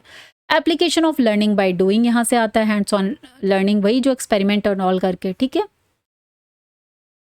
सेम ही है यहाँ पर। Gradual learning and individual race, trial and error involve slow progress through repeated attempts. ठीक है, ये हमें सब समझ में आ गया था कि अब हर कोई चीज़ को आप ट्रायल एंड एरर से तो नहीं सिखा पाएंगे ना, तो कहीं ना कहीं ये थोड़ा स्लो प्रोसेस तो है ही, बार बार सेम चीज़ करा रहे हैं। तो जब आप क्लासरूम में हैं तो आपको कोर्स भी कंप्लीट कराना है, आपको सब बच्चों को लेके चलना है, तो कहीं ना कहीं ये थोड़ा सा स्लो प्रोग्रेस करता है। Recognise that students learn at different speeds, और इससे ये भी पता चलता है कि जो बच्चे हैं वो डिफरेंट स्पीड पर वर्क करते हैं। तो ये यहाँ पर आप साइकोलॉजिकल थ्योरी पढ़ रहे हैं तो आप बच्चों की साइकोलॉजी को बेसिकली समझ रहे हैं। लर्निंग, तो यहाँ पर बच्चों की साइकोलॉजी लर्निंग में किस तरीके से होती है, वहाँ पे ये हम उसकी बात कर रहे हैं। Avoid rushing lessons, provide time for each student to grasp the connect concept. अब बच्चे अगर क्लासरूम में नहीं कर पाते हैं तो इसीलिए वो मोस्ट ऑफ द लोग एक्स्ट्रा कोचिंग जा रहे हैं, क्योंकि बच्चे क्लासरूम में उतनी जल्दी ग्रैप्स नहीं कर पा रहे हैं, अब वहाँ तो वो सिलेबस कंप्लीट हो रहा है। तो ये सारी चीज़ें भी हैं। Effective lesson planning, lesson should be structured to lead student from simple to complex task. तो हमने हमेशा डिस्कस किया है कि पेडागोजी में हमेशा पहले बच्चे को सिंपल से कॉम्प्लेक्स की तरफ लेकर जाते हैं। Arrange content logically, and the last आ गया development of habit and skills. Repeated practice creates strong habits and motor skills. तो बार बार सेम टाइप ऑफ एक्सरसाइज कराने से मोटर स्किल्स भी डेवलप्ड होती हैं और हैबिट भी आपकी स्ट्रॉन्ग होती है। जैसे कि ये किस चीज़ के लिए इंपॉर्टेंट है, ideal for language learning, hand writing, reading, sports and music. तो इस फील्ड में आप इसका यूज़ कर सकते हैं बार बार रिपीटेड एक्सरसाइज कराने के लिए, मीन्स लॉ ऑफ एक्सरसाइज जो था। ठीक है, example teaching correct sentences structure by regular practice. Thorndike के theory led the foundation of behaviourist learning theory influencing modern education in psychology. So तो बिहेवियरिस्ट लर्निंग थ्योरीज हैं, वो उसकी फाउंडेशन थॉर्नडाइक से पड़ी थी। नेक्स्ट हम लोग बहुत इंपॉर्टेंट पढ़ने वाले हैं बीएफ स्किनर की ऑपरेंट कंडीशनिंग थ्योरी। ये भी बहुत इंपॉर्टेंट है, क्वेश्चन हर बार इससे देखने को मिलता है। ओके, चलिए देखते हैं। डेवलप्ड बाय बीएफ स्किनर, ये भी एक अमेरिकन बिहेवियरिस्ट या साइकोलॉजिस्ट थे। ही believe that learning is based on consequences of actions. इन्होंने क्या बात किया कि जो आपके एक्शंस हैं उसके जो कॉन्सिक्वेंसेस हैं, जो नतीजे आ रहे हैं, लर्निंग उस पर बेस्ड होती है। ठीक है, उन्होंने ट्रायल एंड एरर की बात की थी कि आप बार बार ट्राई करेंगे और गलतियां करेंगे, फिर गलती करके कुछ सीखेंगे। He introduce the term operant to describe behaviour that operates on the environment to bring about consequences. ठीक है, तो बिहेवियर को है वो किस पे, ऑपरेंट इन्होंने डिस्कस किया कि ऑपरेट होता है मतलब कैसे काम करता है, इन्वायरमेंट पे कॉन्सिक्वेंसेस के अकॉर्डिंग। अब इन्होंने जो एक्सपेरिमेंट किया उसको देखते हैं, Skinner experiment. Skinner designed a device known as the Skinner box, उसको नाम भी स्किनर बॉक्स चाहता है। ठीक है, इनका जो एक्सपेरिमेंट था वो रैट पर था। चलिए आगे देखते हैं इन्होंने कैसा अरेंजमेंट किया था। इसको ऑपरेंट कंडीशनिंग है कि इन्होंने कैसे कंडीशनिंग की रैट की, ठीक है, उसको लर्निंग के लिए। देखते हैं, स्मॉल बॉक्स इन्होंने लिया, एक लीवर और बटन था उसके अंदर में, एक बॉक्स यहाँ में रैट को बैठा दिया, इसमें एक यहाँ पे लीवर है, ठीक है, और क्या है, फूड डिस्पेंसर है। लीवर अगर प्रेस करेगा तो उसको फूड मिलेगा। ठीक है, अ लाइट और साउंड, यहाँ पर एक लाइट लगा दी उन्होंने। देखिए यहाँ पर 2 लाइट्स आपको दिख रही हैं इस तरीके से, और sometimes a mild electric grid at the base, और कभी कभी एक इलेक्ट्रिक ग्रिड भी तैयार करके रखा है इन्होंने कि अगर वो लीवर में अगर प्रेस करता है और अगर उसका ग्रीन लाइट ये जलेगी, ठीक है, तो उसको खाना मिलेगा। जब उसने लीवर प्रेस किया देन उसको खाना मिला, जब लीवर नहीं कर प्रेस करके कहीं और वो टच कर गया। ठीक है, तो इस तरीके से इन्होंने एक स्किनर बॉक्स को तैयार किया था। इसका एक्सपेरिमेंट जो डिस्कस किया, a hungry rat is placed in the Skinner box. Initially the rat moves randomly, accidentally it presses the lever. Accidentally उसने लीवर को प्रेस कर दिया तो पैलेट ऑफ फूड जो है वो ड्रॉप हो गया, वो उसके लिए क्या था, रिवॉर्ड था। तो इस तरीके से उन्होंने उसको ये धीरे धीरे उसकी कंडीशनिंग हो गई कि जिस बार वो लीवर को प्रेस करेगा उसको खाना मिलेगा। After several tries the rat learn the press the lever quickly for food, और वो इस चीज को समझ गया। The behaviour lever pressing is reinforcement by the food reward. तो लीवर प्रेस करने से फूड मिलता है, तो उन्होंने इस यहाँ पर उस बिहेवियर को जो है बार बार उसकी प्रैक्टिस करा के पॉजिटिव रिवॉर्ड के थ्रू उन्होंने इसकी कंडीशनिंग कर दी। ठीक है, चलिए आगे देखते हैं। तो की कॉन्सेप्ट इसका बेसिक था क्या कि positive reinforcement giving a reward to increase the chance of a behaviour happening again. अगर आप बच्चा कोई अच्छा काम करता है, अच्छा कोई एक्ट करता है, तो अगर आप उसको प्रेज करेंगे, उसको रिवॉर्ड देंगे, तो वो नेक्स्ट टाइम उसी बिहेवियर को रिपीट करने की कोशिश करेगा। This is a positive reinforcement. जैसे teacher gives star to a student who correct answers correctly. ठीक है, अब ये रिवॉर्ड भी आप जानते हैं स्टेजेस वाइज होंगे। छोटा बच्चा है, आप उसके हाथ में एक स्टार बना देंगे, वो हैप्पी हो जाएगा। थोड़ा से बड़े हैं, चॉकलेट दे देंगे। उनसे बड़े हैं, वो डिपेंड ऑन द स्टेज आपका रिवॉर्ड मैटर करता है। Negative reinforcement moving something unpleasant to encourage a behaviour. तो वो क्या है, उसका नेगेटिव रेनफोर्समेंट हो गया। No homework is given if student behave well. हाँ, तो बच्चे से कहा गया कि अगर आप अच्छे से बिहेव करेंगे तो मैं आपको कोई होमवर्क नहीं दूंगा। No homework is given if students behave well. और अगर तो ये क्या है, एक तरह से removing something unpleasant to encourage a behaviour. अब मान लीजिए बच्चे अक्सर होता है ना कि बहुत सारा होमवर्क नहीं करेंगे या ये लर्न नहीं करेंगे, तो उस समय वहां पर क्या है कि उनको एक आपने कह दिया कि ठीक है, हम आपके को होमवर्क नहीं देंगे, आज आपको नहीं करना, आपको छुट्टी है, बट आपको इससे आपको अच्छा बिहेव करना पड़ेगा। तो that is a negative reinforcement. ठीक है, तो रीइंफोर्समेंट में तो यही आएगा कि आप उसको अनप्लेजेंट चीज उससे हटा दीजिए, इससे उसको इनकरेज करिए। लेकिन पॉजिटिव पनिशमेंट और नेगेटिव पनिशमेंट में क्या आता है, उसको भी देख लेते हैं। Adding something unpleasant to stop unwanted behaviour like extra homework, ये पॉजिटिव पनिशमेंट है। Is given being noisy in the class. तो बच्चा अगर बहुत ज़्यादा नॉइज करेगा तो उसको एक्स्ट्रा होमवर्क दिया जाएगा। तो that is a positive punishment. कैसे? क्योंकि एक्स्ट्रा होमवर्क करेगा तो उसकी एक तरह से लर्निंग तो इंक्रीज होगी। और negative punishment taking away something pleasant to reduce undesired behaviour. ठीक है, तो ये भी उसमें आ गया नेगेटिव पनिशमेंट, जिस मीन्स कि आपको कुछ ऐसा रिवॉर्ड जो दिया जा रहा था वो हटा दिया जाएगा, ये नेगेटिव पनिशमेंट है। Like taking away play time for not completing homework. ठीक है, इसके अलावा एक्सटेंशन की बात की गई है। When a behaviour decreases because it is no longer reinforce. तो ये क्या है, अगर आप सेम काइंड ऑफ बिहेवियर बार बार मीन्स प्रैक्टिस आप बार बार बच्चे को नहीं कराएंगे तो वो जो है वहाँ पे उस चीज़ लर्निंग नहीं होगी। दूसरे एग्जाम्पल के तौर पे a teacher ignores students misbehaviour. अगर बच्चे को बार बार आप उसका मिसबिहेवियर को इग्नोर करेगा, मतलब आप इग्नोर करेंगे, ठीक है कोई बात नहीं कोई बात नहीं, तो हो सकता है कि वो थोड़े दिन बाद ये समझ जाए कि नहीं इससे कोई फ़र्क ही नहीं पड़ रहा है, तो वो उसको जो है अपने आप बंद कर देगा। तो वो यहाँ पर समझ में आती है। नेक्स्ट आ गया shaping, teaching new behaviour by reinforcing small step towards the goal, praising a child for each small improvement in handwriting. तो इस तरीके से ये यहाँ पर जो अपेरेंट कंडीशनिंग की थ्योरी है ये आपकी, ये पूरी तरह से रीइंफोर्समेंट की बात करती है और कंडीशनिंग की बात करती है। पॉजिटिव रीइंफोर्समेंट, नेगेटिव रीइंफोर्समेंट, साथ में पॉजिटिव पनिशमेंट और नेगेटिव पनिशमेंट। एक्सटेंशन का मतलब यही है कि कभी कभी अगर बच्चों के साथ ऐसा है कि आपने उनके बिहेवियर पे ध्यान ही नहीं दिया तो कुछ टाइम बाद वो बिहेवियर उनका बंद ही हो जाता है, डिक्रीज हो जाता है if it is no longer reinforcement, अगर उसको बार बार ध्यान ना दिया जाए। और शेपिंग का मतलब क्या है कि नए बिहेवियर को जिसको आपको उसको रीइंफोर्स करना है उसके लिए आप उसको प्रेस करें।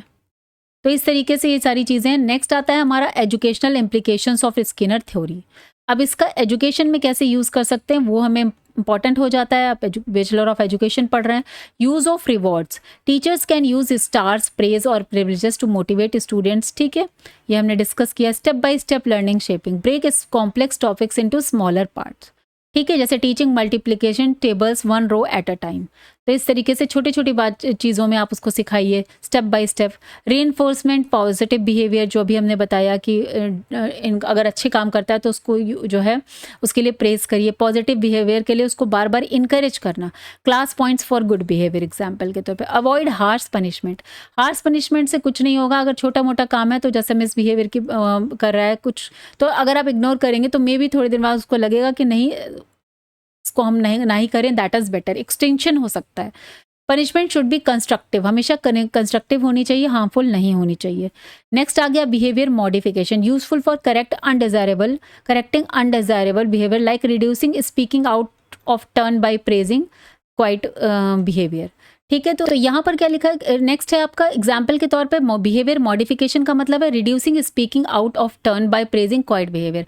मतलब अगर कोई जिसकी टर्न नहीं भी आ रही, अगर वो बोल रहा है बार बार इंटरप्ट कर रहा है, तो आप क्या करेंगे, उसको डांटने के बजाय जो बच्चा शांत है अच्छा बिहेव कर रहा है उसको आप प्रेज करिए। सबके सामने। तो इससे क्या हो जाएगा, जो जो ऐसा नहीं अनडिज़ायरेबल बिहेवियर है वो भी कहीं न कहीं करेक्शन करा जा सकता है उसमें। जैसा कि सारे tips and tricks teachers already school में इस्तेमाल करते हैं। जब आप भी टीचिंग जो लोग कर रहे हैं उन्होंने भी ये चीज़ को रियलाइज़ किया होगा। Learning through repetition and practice, more the reinforcement faster the learning. Drills और वर्कशीट्स हम लोग कराते हैं बच्चों को फॉर प्रैक्टिस के लिए। तो रियल लाइफ क्लासरूम एग्जाम्पल हम देख लेते हैं। सिनेरियो है, स्टूडेंट फॉरगेट्स होमवर्क रेगुलरली। तो क्या करेंगे, teacher gives praise when homework is done, positive reinforcement है। नो प्रेज और privileges if homework is miss, कुछ भी नहीं किया, दूसरों को आपने प्रेज कर दिया लेकिन उनको ना प्रेज किया ना कुछ कहा। Over time student improve consistency in submitting work. ठीक है, तो कभी कभी ऐसा भी होता है। तो इस तरीके से आप जो वीएफ स्किनर की ऑपरेंट थ्योरी थी इसको आप लिखेंगे। नेक्स्ट हम चलते हैं क्योंकि हमें थोड़ी क्लास जल्दी ख़त्म करनी है, टाइम भी कम है, आप लोगों को भी पढ़ना है। तो इवान पावलोव कंडीशनिंग थ्योरी, इनकी थ्योरी पढ़ते हैं, ये भी बहुत इंपॉर्टेंट थ्योरी है, क्वेश्चन इससे भी आता है। इनकी थ्योरी को हम लोग बोलते हैं क्लासिकल कंडीशनिंग की theory. Ivan Pavlov was a Russian psychologist who studied digestion in dogs. ठीक है, इन्होंने कैसे डॉग्स पर, इनका एक्सपेरिमेंट डॉग पर था। He accidentally discovered the dogs could learn to associate a neutral stimulus like a bell with food. ठीक है, तो इन्होंने कैसे इसको एक्सीडेंटली डिस्कवर कर लिया, चलिए इसकी इनकी थ्योरी को भी देखते हैं। It explains how a natural response can be triggered by a previously natural stimulus. Previous natural stimulus जो पहले से है उसके लिए नेचुरल रिस्पॉन्स को कैसे हम लोग इसमें ट्रिगर कर सकते हैं, मीन्स कंडीशन कर सकते हैं। ठीक है, इसको अभी और आगे समझेंगे तो आपको और अच्छे से समझ में आएगा। This theory is based on stimulus response learning. Again यहाँ पर स्टिमुलस और रिस्पॉन्स का यूज़ किया गया है फॉर लर्निंग के लिए। ठीक है, it shows that learning can happen through association and repetition. तो इन्होंने क्या कहा, एसोसिएशन करा दीजिए फिर बार बार रिपीट कराइए। Classical conditioning led the foundation of behaviourist learning theories. तो अगेन इनको भी जो है लर्निंग जो बिहेवियरिस्ट की थ्योरीज है उनके लिए इंपॉर्टेंट माना जाता है, क्योंकि थंडाइके ने भी स्टिमुलस रिस्पॉन्स की थ्योरी दी थी और इन्होंने भी, पावलोव ने भी थ्योरी जो स्टिमुलस रिस्पॉन्स बेस्ड थ्योरी ही दी है। It is wisely use in psychology, education and behaviour management. ठीक है, चलिए देखते हैं क्या थ्योरी थी इनकी। तो यहाँ पर क्या था, ये डॉग और इनके पे इन्होंने थ्योरी की है। तो सबसे पहले एक डॉग है जो कि अनकंडीशनड रिस्पॉन्ड है, और ये क्या है, स्टिमुलस जो उसका खाना है। ठीक है, अब यहाँ पर इसमें क्या किया था, तो यहाँ डिस्कस कर लेते हैं फिर हम थ्योरी देखेंगे। इन्होंने बेल को रिंग किया, ठीक है, उसके बाद उसने कोई रिस्पॉन्स नहीं दिया, कोई रिस्पॉन्स नहीं देगा क्योंकि अभी अनकंडीशनड स्टिमुलस है और अनकंडीशनड रिस्पॉन्ड है। ठीक है, लेकिन जब बेल को आपने रिंग दिया उसके बाद उसको खाना दिया। ओके, तो क्या हुआ, 2 से 3 बार जब ये रिपीट हुआ कि बेल रिंग हुई और उसे खाना मिला, तो इस तरीके से बेल रिंग होने पर उसे खाना मिलता है, ये कंडीशनिंग करा दी गई ड्यूरिंग कंडीशनिंग। उसके बाद क्या होता था कि बेल रिंग करने पर भी वो उसके जो है मुंह में पानी आने लगता था, ये क्योंकि उसको पता था कि अब कंडीशनिंग हो गई है। ठीक है, तो यहाँ पर जो बेल है वो कंडीशनड स्टिमुलस है और जो रिस्पॉन्स है वो कंडीशनड रिस्पॉन्ड है। तो पहले अनकंडीशनड स्टिमुलस था खाना, जो डॉग है वो अनकंडीशनड रिस्पॉन्ड था, बाद में और जो बेल थी वो न्यूट्रल स्टिमुलस था, उसको देखने पर उसे कोई रिस्पॉन्स नहीं दे रहा था। बट बाद में क्या गया, कंडीशनिंग करी गई, बेल बजाई खाना दिया, बेल बजाई खाना दिया। बार बार ऐसा करने से क्या होता है कि वो बेल के बजने के बाद ही उसको मुँह में पानी आने लगता है जो खाने को देख कर आ रहा था। तो अब बेल की कंडीशनिंग हो गई है, कंडीशन रिस्पॉन्ड मीन्स जो मुंह में पानी आना, उससे हो गया। तो आई होप कि ये चीज़ एक्सपेरिमेंट समझ में आ गया। चलिए अब इसको यहाँ देख भी लेते हैं। Ivan Pavlov, Russian psychologist, conduct an experiment with dogs. He notice dog would salivate, means saliva उनका आने लगता है, not only when food was presented but also when they heard footsteps of the person bringing food. तो जो खाना लेकर आ रहा है उसके कदमों से भी वो उसके मुंह में पानी आ रहा है खाने का लिए देखकर। तो उन्होंने क्या समझा, एक्सपेरिमेंटेड बाय रिंगिंग अ बेल न्यूट्रल स्टिमुलस। जो बेल थी वो पहले न्यूट्रल स्टिमुलस थी, just giving before giving food unconditioned stimulus. ठीक है, तो जो खाना था अभी अनकंडीशन था, उसके साथ कोई कंडीशन नहीं थी कि बेल रिंग होगी तभी खाना आएगा, तो अभी प्रेजेंटली वो अनकंडीशन था। फिर उन्होंने क्या किया, after several repetitions the dog started salivating at the sound of the bell even without the food. खाना नहीं भी है तब भी बेल बज गई तो उसका सलाइवा आने लगा कि उसको खाना मिलेगा, ऐसा उसका हो गया। This salivation to the bell now conditioned stimulus became conditioned respond. ठीक है, तो ये हमने पूरी चीज़ यहाँ पर डिस्कस कर दी। चलिए की टर्मोलॉजी देख लेते हैं जिससे चीज़ और आसान हो जाए। अनकंडीशनड स्टिमुलस क्या होता है? A natural stimulus that cause response automatically. Like food है, वो उसके लिए अभी अनकंडीशनड है क्योंकि उसको किसी से कंडीशनिंग नहीं हुई है। अनकंडीशंड रिस्पॉन्स क्या था? Natural unlearned reaction to the UCS like salivation of food. अभी क्या है, फूड देकर खाना आता है, दोनों में कोई कंडीशन नहीं है। फूड देखा, उसने खाना आ गया, उसको सलाइवा आने लगा मीन्स, लेकिन ये कोई अनलर्नड है, अभी उसने कुछ सीखा नहीं है, that is a natural unconditioned. लेकिन फिर क्या हुआ? न्यूट्रल स्टिमुलस आ गया, stimulus that initially cause no response. Bell पहले आ रही थी, उसे कोई रिस्पॉन्स नहीं हो रहा था, लेकिन फिर क्या किया? Conditioned stimulus, a previous neutral stimulus that now cause a learned response. अब क्या हो गया? वो उसकी कंडीशनिंग हो गई है। बेल आता है, खाना आता है, उसकी सलाइवेशन आने लगता है, मीन्स मुंह से पानी आने लगता है। कंडीशन रिस्पॉन्स इसका क्या होगा? Learn response to the condition stimulus. तो ना वो समझ गया है, ये उसकी कंडीशनिंग हो चुकी है कि बेल आने पर खाना आएगा, तो वो उसका बेल बजने पर ही, बिना खाने के ही उसके मुंह से सलाइवा आ जाना, that is conditioned respond. Okay, now coming to the educational implications, इनका देख लेते हैं।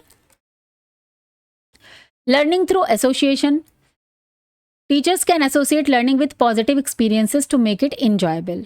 ठीक है, तो यहाँ पर क्या है कि इसी चीज़ से, पॉजिटिव चीज़ से आप उसको एसोसिएट कर दीजिए तो और लर्निंग स्ट्रांग हो जाएगी, इंजॉयबल हो जाएगी, बच्चे उसको इंजॉय करेंगे। Positive classroom environment, if students associate learning with fear और पनिशमेंट इट कैन हिंडर। तो अब अगर उन्होंने ऐसा कुछ किसी एक कंडीशन को देखकर या किसी एक टीचर को देखकर उनको बार बार फियर हो रहा है या पनिशमेंट का डर है, तो क्या होगा? वो एक तरह से उनकी लर्निंग को हिंडर करेगा, अवरोध पैदा करेगा। Use of praise and reward, just like conditioning, praise can become a motivator for classroom behaviour.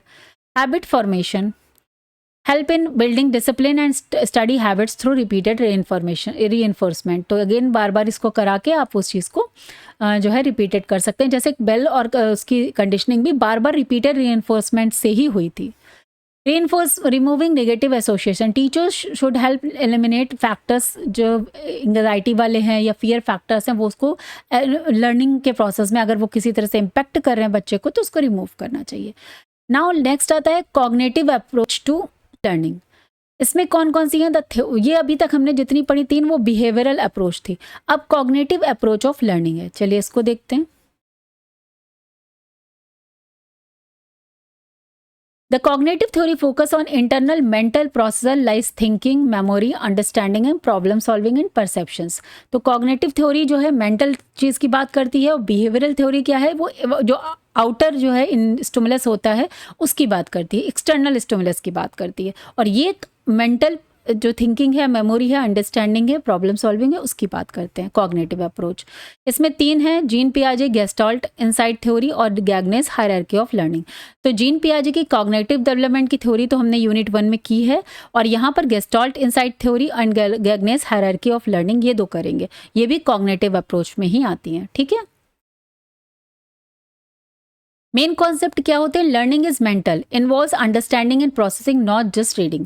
तो ये लोग क्या ये साइकोलॉजिस्ट मानते हैं कि लर्निंग जो है वो मेंटल प्रोसेस है, ऐसा नहीं है कि बाहर से हमने कंडीशनिंग कर दी तो बच्चे सीख जाएंगे, ये इनका मानना है। स्कीमास क्या होते हैं? मेंटल फ्रेमवर्क्स हैं, जो हमने पियाजे की थ्योरी में भी डिस्कस किए थे कि आपके दिमाग में जो स्टोर्ड इन्फॉर्मेशन होती है, तो वो उनके अकॉर्डिंग वो उस फ्रेमवर्क्स में एक तरह से ऑर्गेनाइज्ड होती है।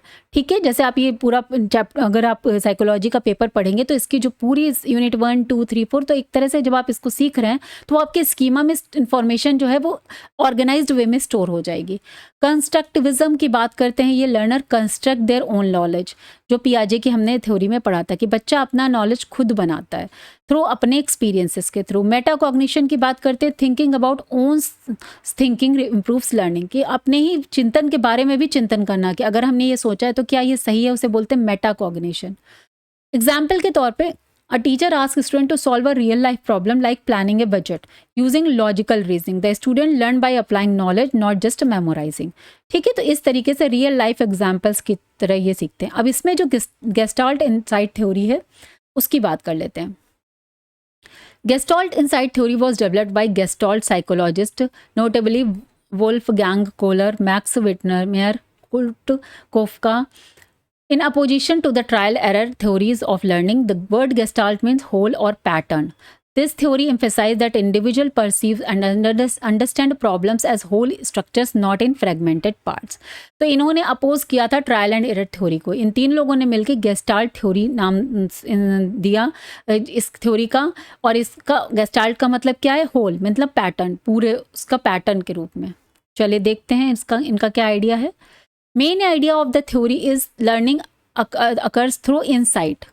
इनसाइट से आती है, मतलब आपका मेंटली आप लर्न होते हैं। ऐसा नहीं कि बाहर से कुछ कंडीशनिंग कर दी गई, इन्होंने उसको कहा नहीं, मेंटली आप उस चीज़ को अडेप्ट करते हैं।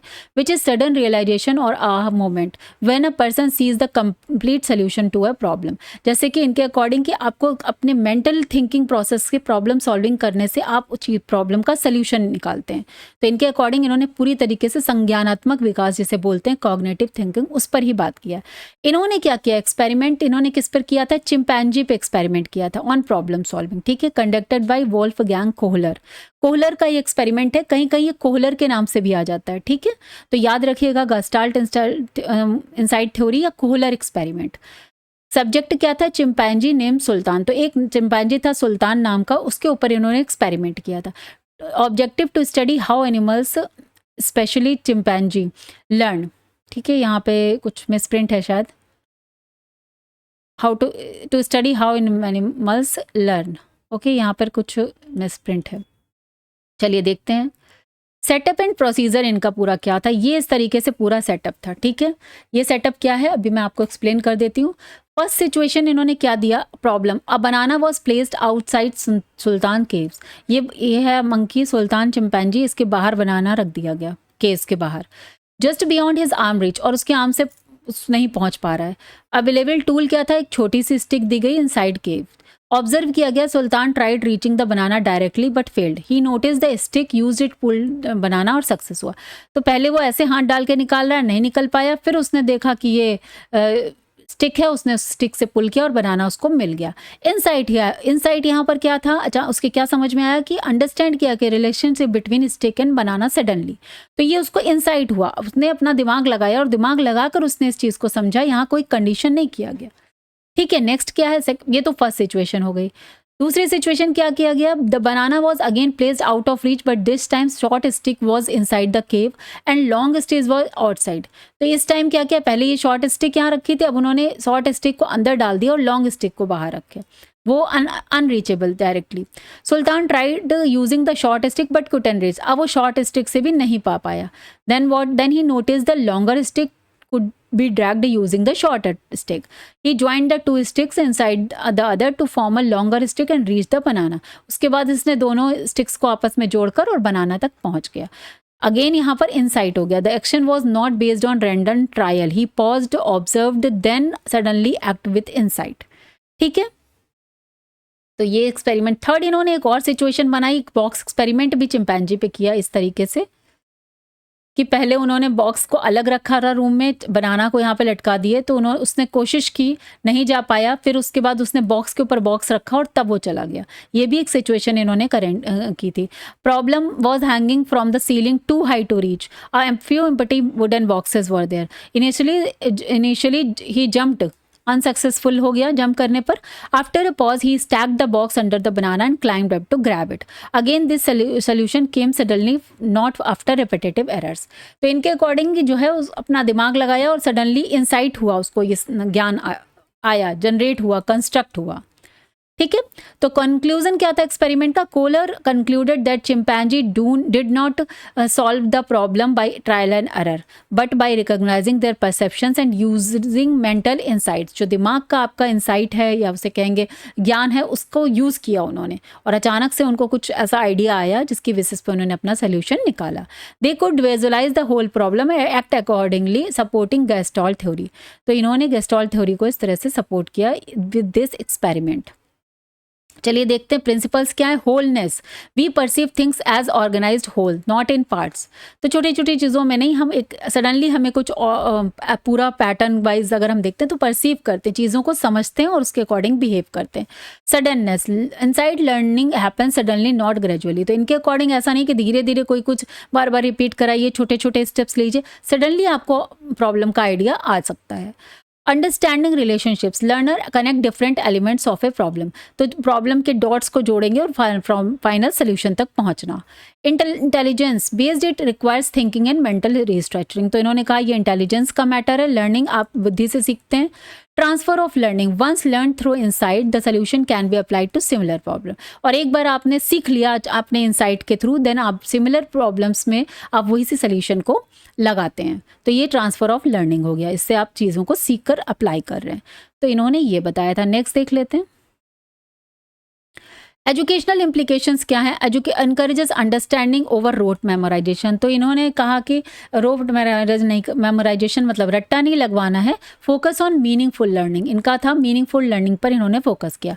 प्रॉब्लम सॉल्विंग अप्रोच थी, रियल लाइफ एग्जाम्पल्स को लेकर इन्होंने काम करा। होलिस्टिक लर्निंग की बात करी, present complete situation to student not fragmented content, ठीक है। ऑडियो विजुअल ऐड करके उनको बच्चों को मेंटल उनका स्ट्रॉन्ग करिए, जिससे वो जो है खुद ही अपनी नॉलेज को कंस्ट्रक्ट करेंगे। Promote thinking reasoning, develop high order cognitive skills, ठीक है। तो थिंकिंग और रीजनिंग को प्रमोट किया, जिससे जो है high order cognitive skills develop की जा सके। Real life example, a student struggling with a math word problem suddenly understand how to solve it after visualizing the situation with a diagram, this movement is insight. तो suddenly अगर आपको आता है तो that means वो उसका आपका insight हो गया, आपको अंदर से आ गया। नेक्स्ट आता है गैगनेस हायरार्की ऑफ लर्निंग, ये लास्ट थ्योरी है ऑफ दिस यूनिट। चलिए इसको भी कर लेते हैं और लर्निंग आपका जो यूनिट है वो कंप्लीट हो जाएगा। ये है गैगने, proposed by Robert M. Gagne. This theory identifies 8 types of learning, ठीक है।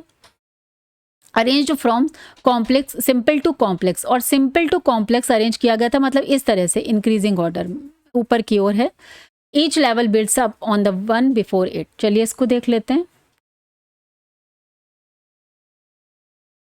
इन्होंने एक्सप्लेन किया है हायरार्की ऑफ लर्निंग को। सबसे पहले इन्होंने बोला सिग्नल लर्निंग यानी क्लासिकल कंडीशनिंग, जो प्राइमरी स्टेज उन्होंने बात करी। हायरार्की ऑफ लर्निंग मतलब आपका पहले कैसे सीखेंगे बच्चे और फिर बाद में धीरे धीरे उनका कैसे रिस्पॉन्स होता है। लाइक बिहेवियरल, पहले बिहेवियर के स्टेजेस जो हैं वो बिहेवियरल एस्पेक्ट पे बेस्ड हैं, लेकिन बाद के स्टेजेस इनके अकॉर्डिंग कॉग्निटिव एस्पेक्ट पे बेस्ड हैं। तो इन्होंने 8 टाइप ऑफ जो लर्निंग की बात करी उसको समझते हैं। Signal learning, classical conditioning, learning to make a general response to a signal, a student stand up when the school bell rings. Pavlovian conditioning, तो इन्होंने इसकी बात करी है कि पहले जो है क्लासिकल कंडीशनिंग में स्कूल की घंटी बजी और बच्चा खड़ा हो गया। स्टिमुलस रिस्पॉन्स जो है सेकेंड लर्निंग स्टेज है, making a specific response to a specific stimulus, जैसे saying thank you when someone you gives you something. तो ये क्या है, ऑपरेंट कंडीशनिंग की बात यहाँ पर करी इन्होंने। थर्ड इन्होंने कहा चेनिंग, लिंकिंग टू और मोर स्टिमुलस रिस्पॉन्स कनेक्शंस। एग्जाम्पल के तौर पर tying shoelace involves a sequence of steps chain, like types motor चेनिंग, verbal चेनिंग। तो मतलब अगर आप बच्चा शूलेस बांधना सीख गया तो उसके बाद वो और कई तरह की चीज़ों को बांधना सीख जाएगा, ठीक है। तो उसे क्या बोलते हैं, चेनिंग। थर्ड इन्होंने बताया। फोर्थ क्या है, verbal association, learning words and their sequences. ये इसकी डेफिनेशन में एग्जाम्पल के तौर पर लर्निंग राइम्स, मल्टीप्लिकेशन टेबल्स, ये सारी बच्चे जो हैं धीरे धीरे वर्बल एसोसिएशन के थ्रू सीखते जाते हैं, मीन्स डेवलप उनका लैंग्वेज डेवलपमेंट होने लगता है।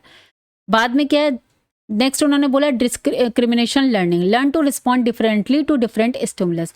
अब उनको पता चल गया कि बी की साउंड अलग है, डी की साउंड अलग है, रीडिंग स्पेलिंग फोनिक्स के लिए इसका यूज़ किया जा सकता है। नेक्स्ट स्टेप आएगा concept learning, definition, understanding a set of objects और ideas that share common features, okay. Example, understanding the concept of fruit includes mango, apple, banana etcetera. Focus on generalization and classification, तो ये concept क्या बात करता है कि generalisation और concept की लर्निंग यहाँ पर आ जाएगी। नेक्स्ट है रूल लर्निंग, लर्निंग रूल्स और प्रिंसिपल्स दैट गवर्न कॉन्सेप्ट्स। अब बच्चा कॉन्सेप्ट सीखने लगेगा, रूल सीखने लगेगा, पहले क्लासीफाई करेगा इसमें, फिर रूल की भी बात करने लगेगा। All matters expends on heating science rule, समझ में आ गया अब उसको। एंड नेक्स्ट है प्रॉब्लम सॉल्विंग, ये जो है हायर स्टेज हो गई है कि अब now applying rules and concept to solve new problems, solving a math word problem using formulas, highest level of cognitive level. तो गैगने ने हमें इस तरह से बताया कि पहले की जो स्टेजेस हैं वो बिहेवियरल एस्पेक्ट पे लर्निंग होती है, उसके बाद कॉग्निटिव एस्पेक्ट पे। तो इन्होंने टोटल 8 टाइप्स ऑफ लर्निंग बताई हैं। इस चार्ट के थ्रू आप ये चार्ट वहाँ भी बना सकते हैं, लेकिन इस बहुत स्केल वगैरह का यूज़ करिएगा अगर आपके पास टाइम हो तो, ठीक है। चलिए आगे बढ़ते हैं। नाउ देख लेते हैं इनके educational implications. Learning should progress from simple to complex, तो इनका फाइनल यही आ गया कि सिंपल से कॉम्प्लेक्स की ओर जाइए। Teacher must ensure pre requisite skills mastered before teaching new content. ठीक है, पहले जो जिन चीज़ें पता है उनको प्रीवियस नॉलेज पता है उससे न्यू कॉन्सेप्ट बताइए। Reinforcement and practice are essential for early learning stages. ठीक है, अर्ली लर्निंग में इन्होंने बोला है कि बार बार रिपीटेशन कराइए, प्रैक्टिस कराइए, जो अर्ली लर्निंग की स्टेजेस है बच्चे की। जैसे कि बच्चों को बार बार सेम पोएम डेली याद कराई जाएगी, 1 2 3 4 एप्पल, ये सारी चीज़ें, एप्पल बी फॉर बनाना है, बहुत रिवाइज करा करा के, प्रैक्टिस करा करा के सिखाया जाता है। Concept teaching should involve classification and examples. फिर बच्चे जब थर्ड फोर्थ में आते हैं तब उनको कॉन्सेप्ट लर्निंग क्लासिफाई करना है एग्जाम्पल्स के थ्रू कि ये रेक्टेंगल है, ये स्क्वायर है, ये सारी चीज़ें बताना। Student must be given opportunity to apply rules in different context. उसके बाद जब 6th-7th में आते हैं तब उसके बाद आप रूल्स को सीखना स्टार्ट करते हैं। Problem solving task should be included to develop higher order thinking. Teacher should define clear and specific learning objectives. ये सारी चीज़ें हमने ऑलरेडी डिस्कस की। Use instructional media teaching aids suitable to each learning stage. तो learning stage में जैसे जैसे stage बढ़ रही है वैसे वैसे आप इंस्ट्रक्शनल के लिए लर्निंग मटेरियल और टीचिंग एड्स का यूज़ कर सकते हैं। Provide individual sports support according to learners pace and need. और जहाँ तक लर्नर की जो पेस है, क्योंकि हर इंडिविजुअल की एक अपनी पेस है, अपनी लर्निंग सीखने की गति है और सीखने के लिए जो उसकी नीड्स हैं उसके अकॉर्डिंग इंडिविजुअली आप उस पर काम करें। Help in designing a structured and systematic curriculum. तो इस तरीके से ये एक स्ट्रक्चर्ड और सिस्टमैटिक करिकुलम को डिज़ाइन करने में हेल्प करता है। चलिए आगे बढ़ते हैं। नेक्स्ट आ गया हमारा मोटिवेशन, इसका टॉपिक है, ये लास्ट टॉपिक है। Need and importance. मोटिवेशन पर भी क्वेश्चन आता है, लॉन्ग और शॉर्ट दोनों में आ जाता है। चलिए देखते हैं इसको भी। देखिए, motivation is the internal drive और desire that stimulates an individual to act और behave in a particular way to achieve a goal. अब मोटिवेशन होता क्या है? एक इंटरनल ड्राइव है या डिजायर है, आपकी खुद की इच्छा है, उत्साह के साथ कि अगर आपके पास अगर कोई मोटिवेटेड है, आप उत्साहित हैं किसी काम को करने को लेकर, तो आपको अपने गोल को अचीव करना ईजी हो जाएगा। It energize direct and sustains behaviour. तो ये एक तरह से आपका जो भी एनर्जाइज करता है आपको अपने गोल को जो है अचीव करने के लिए उसके प्रति डायरेक्ट करेगा, आप उसी डायरेक्शन में काम करेंगे और आपका जो बिहेवियर है टुवर्ड्स योर गोल वो सस्टेन रहेगा। Motivation is an important factor in the learning process. Every behavior is said to be motivated. That is a motive behind of all our actions. तो जो भी हम काम करते हैं वो कहीं ना कहीं हमारे बिहेवियर जो है वो मोटिवेशन ही है हमें उस काम को करने के लिए, तभी हम वो काम कर रहे हैं। ठीक है, इस पर 2 डेफिनेशन है, इनको एज इट इज ही आप याद करेंगे। वुडवर्थ क्या बोलते हैं? Motivation is the state of individual which dispose him to certain behaviour for seeking a goal. तो ये एक इंडिविजुअल की स्टेट है। Motivation is the state of an individual. एक इंडिविजुअल की वो स्टेज है जो उसको एक सर्टेन बिहेवियर करने के लिए उत्साहित करती है फॉर हर और his goal. Crow and Crow क्या बोलते हैं? Motivation is considered as a process और an act of stimulating a person to take action to accomplish a desire. तो ये अपनी डिज़ायर को पूरा करने के लिए जो भी एक्शन है जो स्टिमुलेट करता है, उत्साहित करता है, वो जो है मोटिवेशन है। B.F. स्किनर क्या कहते हैं? Motivation in school learning involves arousing, persisting, sustaining and directing desirable behaviour. ये B.F. स्किनर की डेफिनेशन है, आप ऐसे ही याद करेंगे। Now coming to the next, nature of motivation. चलिए देखते हैं, क्वेश्चन आया हुआ है। It is an internal process. देखिए, मोटिवेशन क्या है? आपका इंटरनल फोर्स है, बाहर से नहीं। आप बाहर के इन्वायरमेंट से आप मोटिवेट नहीं होंगे। आपका अगर जब तक आप इंटरनली मोटिवेटेड नहीं है, बाहर का आपका इन्वायरमेंट चाहे जितना भी अच्छा हो, आपको उस काम करने का मन नहीं होगा अगर आप खुद इंटरनली उसके लिए उत्साहित नहीं है। गोल डायरेक्टेड है। अब ये गोल डायरेक्टेड होता है, ये गोल उसी गोल पर स्पेसिफिक पर्पस के लिए आप काम करते हैं और अगर तो आप उस मोटिवेशन वहीं पर काम करता है कि आपको गोल आपका अचीव हो जाता है। Dynamic in nature. Motivation is dynamic in nature. It can increase और decrease over time and situation. अब हर समय तो कोई बंदा किसी चीज़ के लिए मोटिवेटेड नहीं रह सकता, समटाइम्स वो डीमोटिवेट या निराश भी फील कर सकता है। तो मोटिवेशन डायनामिक है, वो इंक्रीज और डिक्रीज भी होता है over the period of time and situation. Can be intrinsic and extrinsic. ये बहुत इंपॉर्टेंट है कि इंट्रेंसिक और एक्सट्रेंसिक मोटिवेशन के 2 टाइप होते हैं। सीटेट पे भी इस पे क्वेश्चन आता है। इंट्रेंसिक का मतलब आप इंटरनली किसी काम को करने के लिए उत्साहित हैं और एक्सट्रेंसिक का मतलब होता है कि आप किसी रिवॉर्ड के लिए काम कर रहे हैं कि अगर आप ऐसा करेंगे तो आपको ये मिलेगा, तो वो आपका एक्सटर्नल रिवॉर्ड है। और एक है कि किसी काम को करने से आपको खुशी मिल रही है। दो चीज़ों में अंतर है। तो वो intrinsic internal, extrinsic external leads to purposeful behavior. It arises from the needs and desires of the individual, both biological and psychological. तो दोनों नीड्स पर डिपेंड करता है। इंडिविजुअल डिफरेंस भी होता है। It varies from person to person due to differences in interest, needs and backgrounds. तो वो भी पर्सनल टू पर्सन भी डिपेंड करेगा। इट इज़ कंटिन्यूअस है। Motivation is not a one time event, ये लाइफ लॉन्ग प्रोसेस है। Life के different situations पर, डिफरेंट फेजेस में आपके अलग अलग गोल्स होते हैं जिनको करने के लिए आप अलग अलग तरीके से मोटिवेटेड होते हैं। Links to needs originate from unmet needs to desires. तो अब जो कुछ नीड है उससे आप मोटिवेट होते हैं, फिर डिज़ायर तक पहुंचते हैं। क्या आपकी इच्छा है, क्या नीड्स हैं। Influencing learning and performance, it influences the direction, intensity and persistence of learning activities. तो जैसा कि मैंने डिस्कस किया, अगर आप मोटिवेटेड होंगे तो आप लर्निंग जल्दी करेंगे, काम को जल्दी सीखेंगे। बच्चा भी इसी तरीके से अगर मोटिवेटेड है तो वो जल्दी सीखेगा और उसकी परफॉर्मेंस बेटर होगी। Requires reinforcement, it involves both positive drives and negative drives. तो समटाइम्स फियर के डर से बच्चे सीखते हैं, समटाइम जो है रिवॉर्ड के लालच में सीखते हैं। तो पॉजिटिव एंड नेगेटिव दोनों ड्राइव्स हो सकती हैं। मोटिवेशन कैन बी कॉन्शियस और unconscious depending on the individuals. तो ये भी कॉन्शियस और अनकॉन्शियस दोनों टाइप का होता है। Motivation can be short term, temporary और लॉन्ग टर्म, सस्टेनेबल, डिपेंडिंग। जैसे कि हमारा जब न्यू ईयर आता है तो हम बड़े मोटिवेटेड होते हैं कि हम अपना ये नया साल है बहुत इसको करेंगे, नए तरह के रिजोल्यूशन बनाते हैं। 2-4 दिन बाद वो कम हो जाता है। तो वही टेम्परेरी और सस्टेनेबल दो चीज़ें होती हैं। Motivation affects not only behaviour but also emotional and cognitive process in learner. तो मोटिवेशन सिर्फ बिहेवियरल प्रोसेस में नहीं, इमोशनल और कॉग्निटिव जो प्रोसेस है लर्निंग का उसमें भी जो है अफेक्ट करता है। नाउ आता है types of motivation. Types of motivation में एक्सट्रिंसिक और इंट्रिंसिक और एक्सट्रिंसिक हमने अभी डिस्कस किया। पॉजिटिव सेम है कि अगर रिवॉर्ड मिल रहा है, नेगेटिव है अगर फेल्योर पनिशमेंट के डर से किया जा रहा है। प्राइमरी है जो बेसिक नीड्स हैं उसकी पूरा करने के लिए, हंगर, थर्स्ट, रेस्ट ड्राइव जो है। सेकेंडरी होंगी जो लग्जरीज को लेने के लिए, जो ड्राइव्स आप मोटिवेटेड हैं कि हमें पावर या फिर स्टेटस इस सब को अचीव करने के लिए। अचीवमेंट मोटिवेशन भी है, drives learner to succeed, reach goals with a sense of pride and fulfilment. कभी कभी गर्व महसूस करते हैं फुल कुछ अचीव करने पे, फेमस होने के लिए। और affiliation to motivation encourages individual to perform social relationships and gain approval from peers and teachers.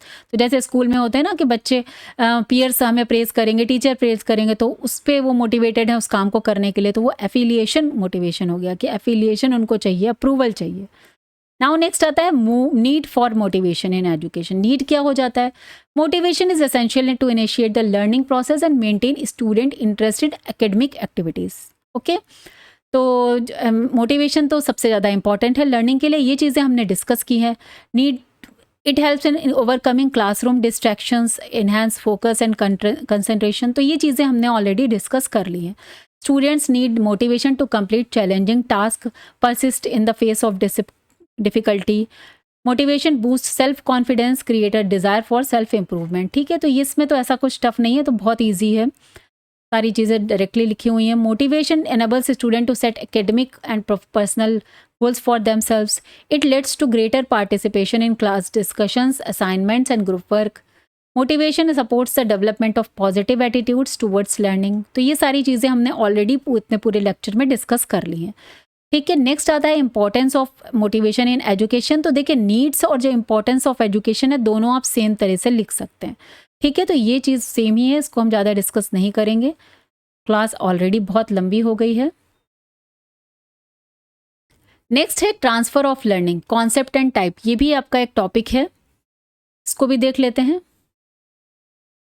Transfer of learning refers to how knowledge और skills learn in one situation influence learning in other situation. एक situation में सीखी गई जो आपकी skill है, knowledge है, वो दूसरी सिचुएशन पे कैसे काम आ रहा है, इसको बोलते हैं ट्रांसफर ऑफ लर्निंग। इस पर क्वेश्चन आया हुआ है। Edward L. Thorndike and Robert S. Woodworth proposed the theory of identical element which explain the condition under which learning transfers occur. ठीक है, तो जो वो कंडीशंस बताई हैं जिसके बीच में लर्निंग का जो ट्रांसफ़र है वो होता है। Transfer of learning refers to the influence of prior learning on the learning of new task. When knowledge और skills learned in one context improve और hinder performs in another, it is called transfer. अब क्या है कि अगर किसी एक situation में इंसान की एक नए काम में प्रॉब्लम में लर्निंग किसी टाइप की हो रही है, या तो वो पॉजिटिव है या तो नेगेटिव है।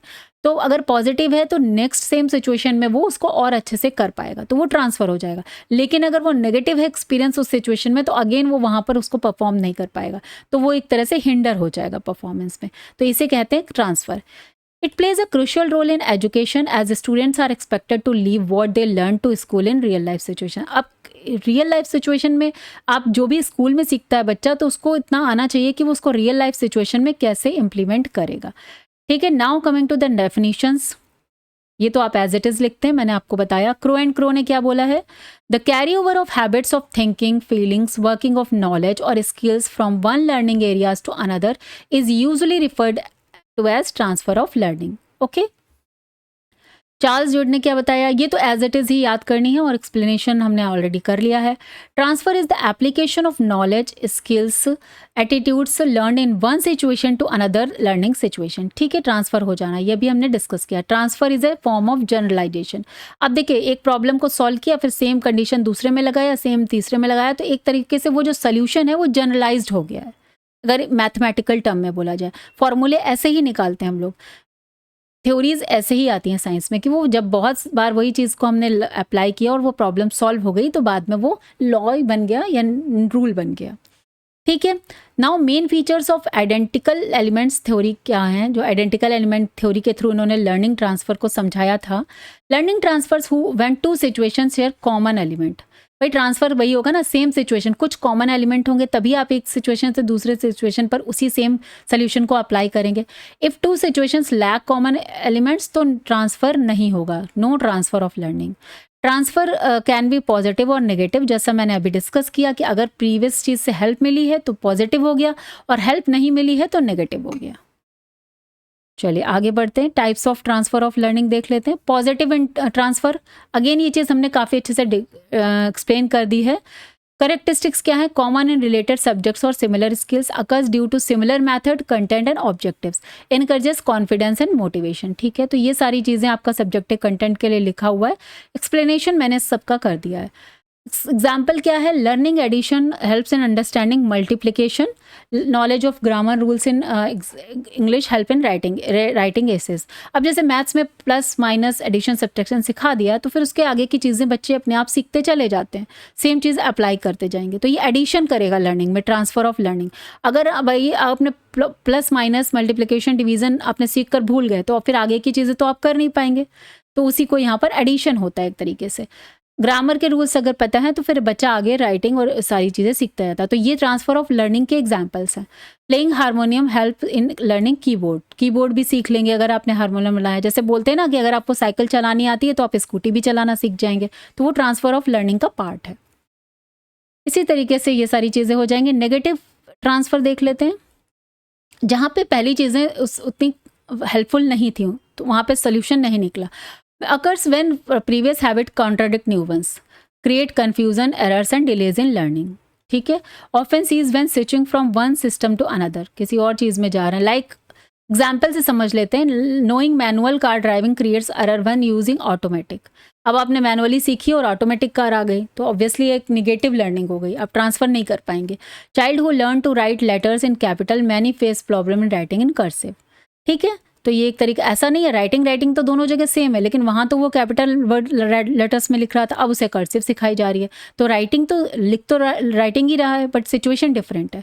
स्पीकिंग नेटिव लैंग्वेज ग्रामर में अफेक्ट लर्निंग। ठीक है, तो ये सारी चीज़ें हो गई एग्जाम्पल। जीरो ट्रांसफर है वही कि कोई when prior learning has no effect neither positive nor negative. Seen when task are unrelated learning is isolated without overlapping content और स्किल्स। तो जब भी कोई कॉमन चीज़ थी ही नहीं, जैसे एग्जाम्पल्स के तौर पे समझ लेते हैं, learning history has no effect on learning how to swim. तो हिस्ट्री अगर पढ़ी है और स्विमिंग सीखनी है तो बिल्कुल डिफरेंट पैटर्न है। ठीक है, train dancer might not benefit while learning mathematics. बिल्कुल क्लियर एग्जाम्पल्स लिखे हुए हैं जीरो ट्रांसफर ऑफ लर्निंग के। चलिए नेक्स्ट देखते हैं, bilateral learning, transfer of skill from one limb और side of the body of the other side, like common in motor skills learning.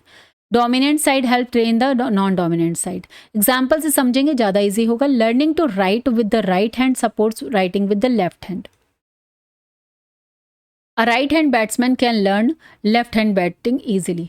तो ये क्या है, ये इसको अगर ऐसी सिचुएशन है, दिस मीन्स ये बायलैटरल ट्रांसफ़र कहलाता है। अगर एक जो लिम्ब है, मतलब एक हाथ या पैर के दूसरे बॉडी के दूसरे पार्ट पे भी ट्रांसफ़र हो रहा है, तो वो बायलैटरल ट्रांसफ़र कहलाता है। Playing badminton with one hand aids coordination with other. ठीक है, नेक्स्ट आता है vertical transfer. When learning at a lower level help in higher level learning.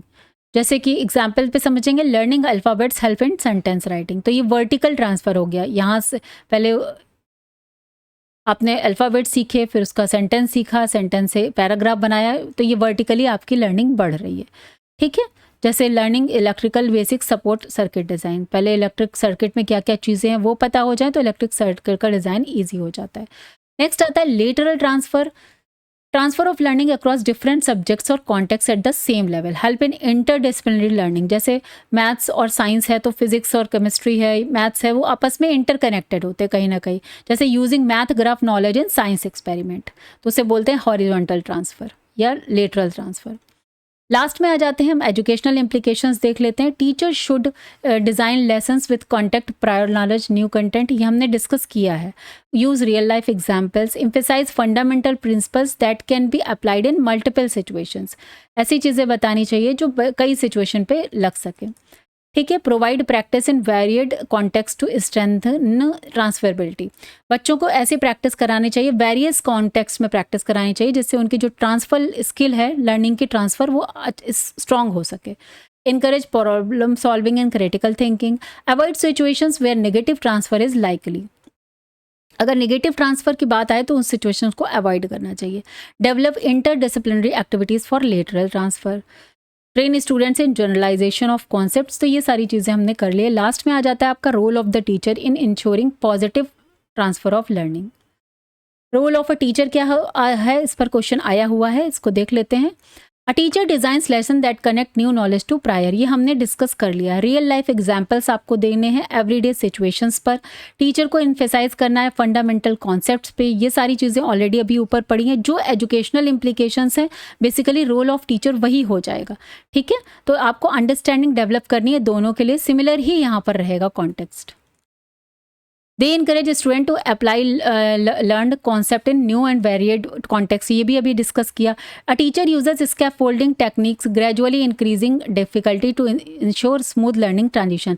Scaffolding मतलब होता है कि अगर बच्चे को आपने थोड़ी सी हिंट दे देना तो वो नई चीज़ें अपने आप सीख जाए। They plan integrated teaching where topics different subjects are linked logically. Integrate कर देना सेम सिमिलर टॉपिक्स को। ठीक है, जैसे कि हम लोग अगर वाटर बता रहे हैं तो वाटर पे निबंध भी लिखा रहे हैं और साइंस में वाटर पढ़ा रहे हैं, तो कैसे उसका यूजेस है वो वहाँ भी यूज़ हो रहा है। Teacher help student recognize similarities differences between old and new task. ठीक है, तो इस तरीके से ये पूरा यहाँ पर आपका कंप्लीट हो रहा है। बहुत सारा ही आप लोग अच्छे से पढ़ लीजिएगा। लेक्चर भी बहुत लंबा हो गया है और अभी आपकी यूनिट 2 कंप्लीट हो गई है। आई होप कि आपको वीडियो से हेल्प मिल रही है। अगर आपको वीडियो यूज़फुल लग रहा है, इन्फॉर्मेटिव लग रहा है, तो प्लीज़ लाइक कमेंट ज़रूर करिएगा। Thank you so much. See you in the next video.